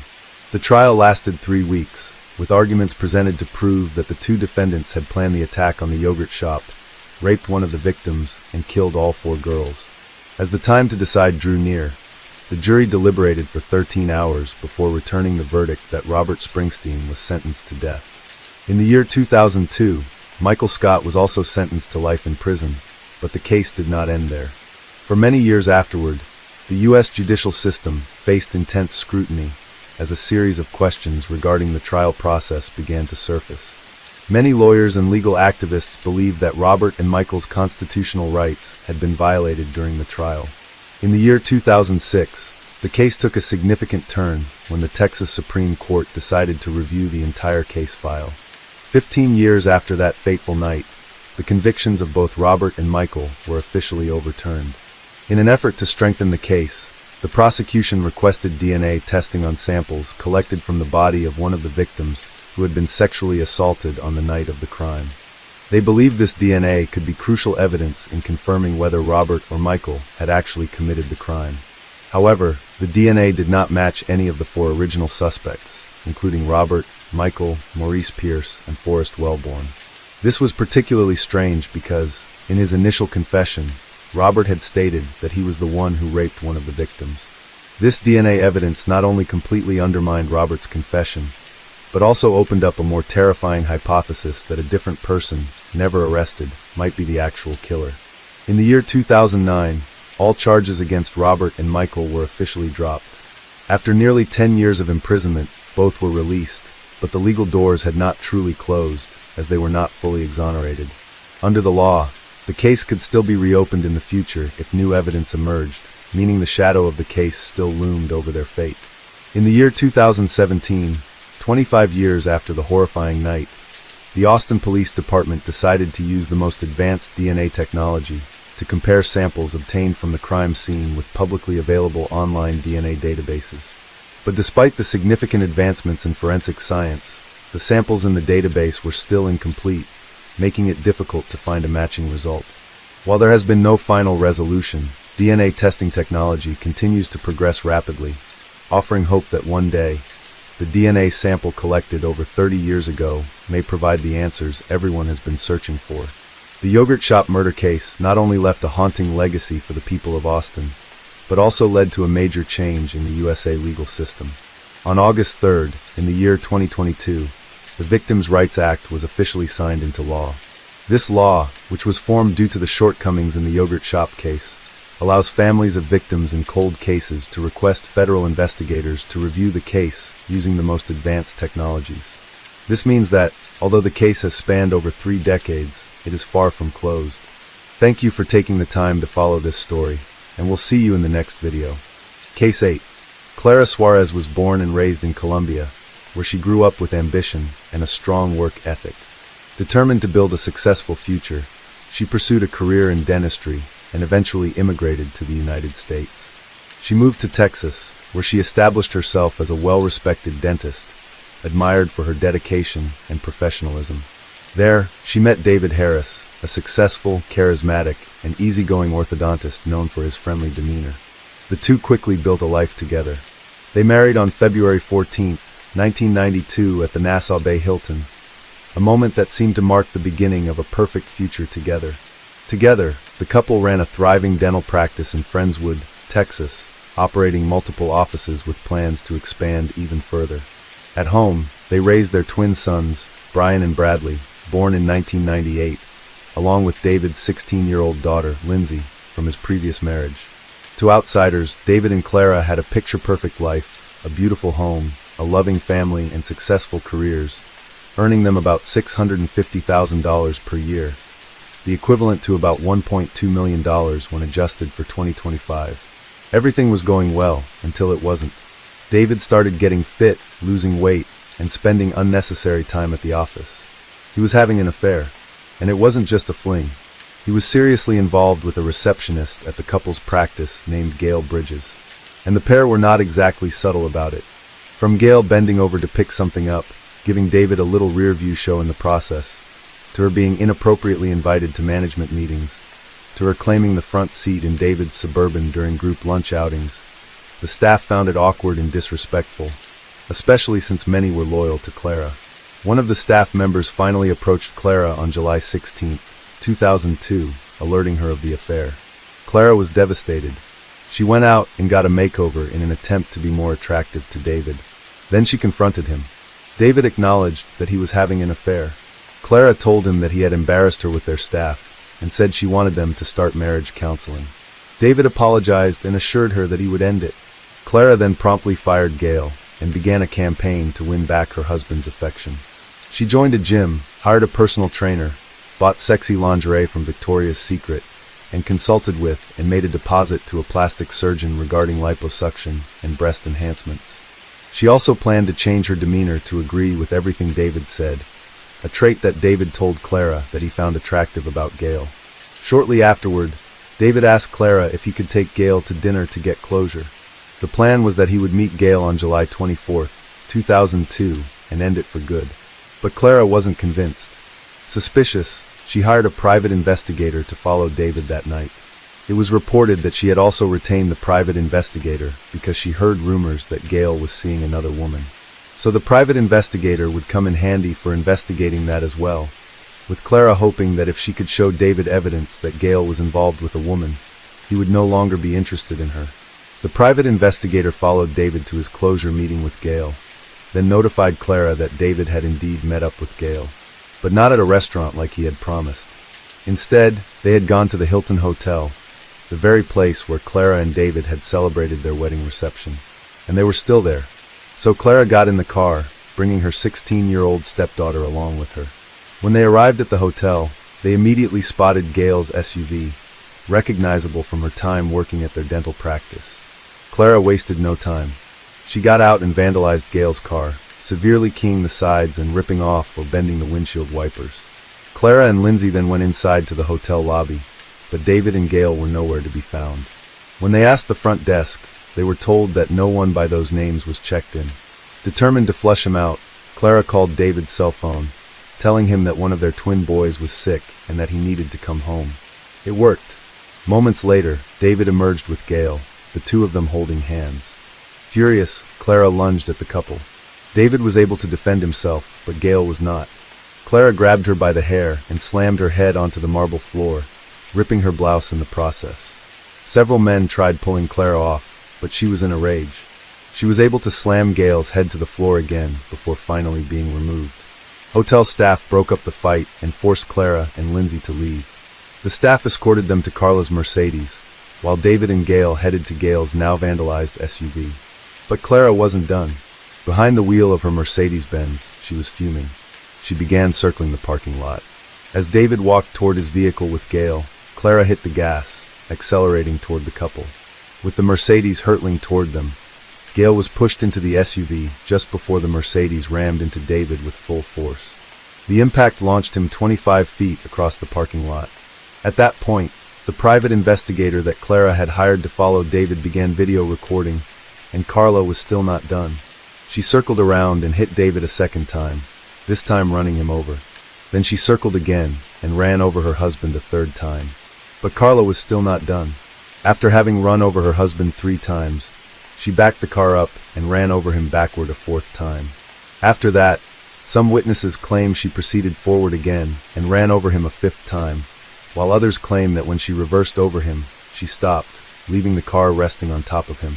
Then she jumped out, leaned over his body, and began sobbing over him and stating, "David, look what you made me do." Throughout the horrifying ordeal, David's 16-year-old daughter Lindsay was in the front passenger seat, witnessing everything unfold and pleading with her stepmother to stop. Nearby witnesses were also helplessly screaming.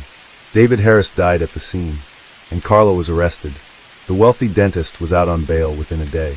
Her legal team wasted no time preparing her defense, while prosecutors built their case around the brutal footage along with eyewitness testimony. The case immediately grabbed national attention. A respected dentist, a public affair, and a murder caught on tape. It had all the makings of a courtroom spectacle. When the trial began, the question was not whether Clara had killed David. That was undisputed. It was instead whether the jury would see it as murder, or even premeditated murder, since she knew of the affair well beforehand. It would take over a year for Clara to stand trial as legal teams gathered evidence, reviewed the shocking footage, and debated whether her actions were fueled by premeditation or uncontrollable emotion. During that time, opinion about the case was divided. Some sympathized with the sheer anger that comes with betrayal, even considering Clara a hero. Others believed her actions were clear, calculated revenge. At trial, Clara's legal team faced an uphill battle. Already a challenge to defend someone accused of steamrolling their spouse 1 time, they faced defending someone who circled and repeated the act 5 times. Clara claimed it was all a terrible accident. She testified that when David and Gail walked out of the hotel, she got back in her car with her stepdaughter and drove around the building, intending to crash into Gail's SUV. Not David, but as she circled back, she said she unexpectedly saw David walking, and that by the time she noticed him, it was too late to stop. She insisted she never meant to hit him. She denied running over David more than once, but the prosecution noted that each time she circled, the car visibly lifted, as if rolling over something solid. Clara insisted that the bumps seen in the video were from her car going over a curb, not his body. And the video wasn't the only recorded evidence. 2 days after the killing, and 1 day after she posted bond, Clara had a phone call with a private investigator she had hired to follow David. In the recorded conversation, she was more concerned about what had been captured than with what happened. Although Clara had hired the private investigator to get video proof of her husband's affair, she seemed unaware that her own actions had also been caught on tape. She was now rightfully concerned that every moment, along with its consequences, had been preserved in such detail. So she pressed to find out exactly how much had been captured. Clara remains calm throughout the conversation, but never once claims that it was an accident. Clara also had one final piece of business to settle with the private investigator. With her husband dead, the job had ended early, so she figured that should come with a refund. This audio conversation never made it into court, but it highlighted Clara's state of mind in the aftermath of the incident. Clara's stepdaughter Lindsay, who was in the front passenger seat, directly contradicted Clara's story. She testified that before hitting David, Clara said out loud, "I'm going to hit him." Lindsay recalled screaming, "Stop, you're killing him," as her father tried to escape. She said David tried evading the vehicle and also pleaded with Clara to stop, but she said Clara was very determined. Her testimony was emotional and devastating, and Clara sobbed into her hands as she listened. Multiple eyewitnesses backed up Lindsay's account, confirming that Clara ran over David multiple times. The hotel manager testified that it was 3 times. The front desk manager said that she ran over him 3 times, then backed over him a 4th time. The night manager saw her do it twice, and 3 tennis players who witnessed the incident each testified that it was multiple times. But the medical examiner's report was less clear. While witnesses testified that Clara ran over David multiple times, the examiner only found one definitive tire mark on his body. The defense used that to argue that she only hit him once. They also claimed that her Mercedes did not have the radius needed to hit him more than once. The defense even hired a private consultant to recreate the scene and prove Clara only ran over David once. The prosecution countered by bringing in a police officer who pointed to a photo with a second tire track that led directly to David's body. When confronted with that overlooked tire track, the consultant could no longer support the defense's argument and the recreation was ruled inadmissible. In a final attempt to defend herself, Clara decided to take the stand and testify against the advice of her attorneys. That decision backfired. Since Clara took the stand, her original police interview, which had previously been ruled inadmissible, was now allowed in court, and only part of that interview was played. The jury was able to hear Clara say, "I wanted to hurt him," but they did not hear the part where she later said, "I didn't want to kill him." The pressure in the courtroom was intense. At one point, Clara's attorney collapsed from the stress. The judge called a recess, and he was taken to the hospital before later being released. But in the end, the prosecution had the most important evidence in the case, the video. They argued that it showed that this was not a crime of passion, but a deliberate act of murder. In February 2003, Clara Harris was found guilty for murdering her husband, David Harris. The jury determined that she acted under sudden passion, a legal distinction in Texas that reduces the sentencing range for murder. Normally, a murder conviction carries a sentence of 5 to 99 years or life, but a sudden passion ruling lowers it to 2 to 20 years. As a result, Harris received the maximum sentence allowed under the provision, 20 years in prison, along with a $10,000 fine. David's parents, Gerald and Mildred Harris, initially supported Clara, even requesting leniency during her trial and advocating for her probation. However, their relationship deteriorated after her conviction. One primary point of contention was the custody of Clara and David's twin sons. On the day of her sentencing, Clara informed her in-laws that she intended to grant custody of the boys to her neighbors instead of to them, which came as a surprise and disappointment to David's parents. Disputes also emerged over the distribution of David's estate. Clara received a substantial portion of the estate, estimated to be in excess of $1 million. David's parents believe it should have gone to their grandchildren. This led to David's parents filing a wrongful death lawsuit against Clara, citing loss of companionship, mental anguish, and financial support. In 2007, a jury awarded them $3.7 million in damages. In 2004, Clara sued her former attorney George Parnham, alleging that he overcharged her, mishandled her defense, and prioritized his own self-promotion over her case. She claimed that she paid him over $235,000, despite a verbal agreement of just $75,000. She also accused him of sharing her confidential financial info with other lawyers without her consent. In 2008, a jury ruled against Clara, and she was ordered to pay Parnham over $70,000 in unpaid expenses and nearly $400,000 in legal fees. Clara Harris was incarcerated at the Mountain View Unit in Gatesville, Texas, where she worked on converting school textbooks to Braille for blind students. Her twin sons, who were 4 years old at the time of her imprisonment, and with whom she maintains a good relationship, were placed in the custody of David and Clara's close friends and neighbors, and they visited her about once a month. Clara was denied parole twice before it was eventually granted in November of 2017, when she was in her early 60s. She was released in May 2018 after serving 15 years of her 20-year sentence. In a 2023 interview, Carla, now virtually unrecognizable, expressed a strong desire to remain out of the public eye. While she spoke extensively with a reporter, she declined an on-camera interview, emphasizing that she wanted to live a quiet, normal life, free from the judgment and ridicule of her past. There is no report of her having made any apologies or acknowledgments during that interview or at any other time. In the end, Clara was not the first to be consumed by the rage of betrayal, nor will she be the last.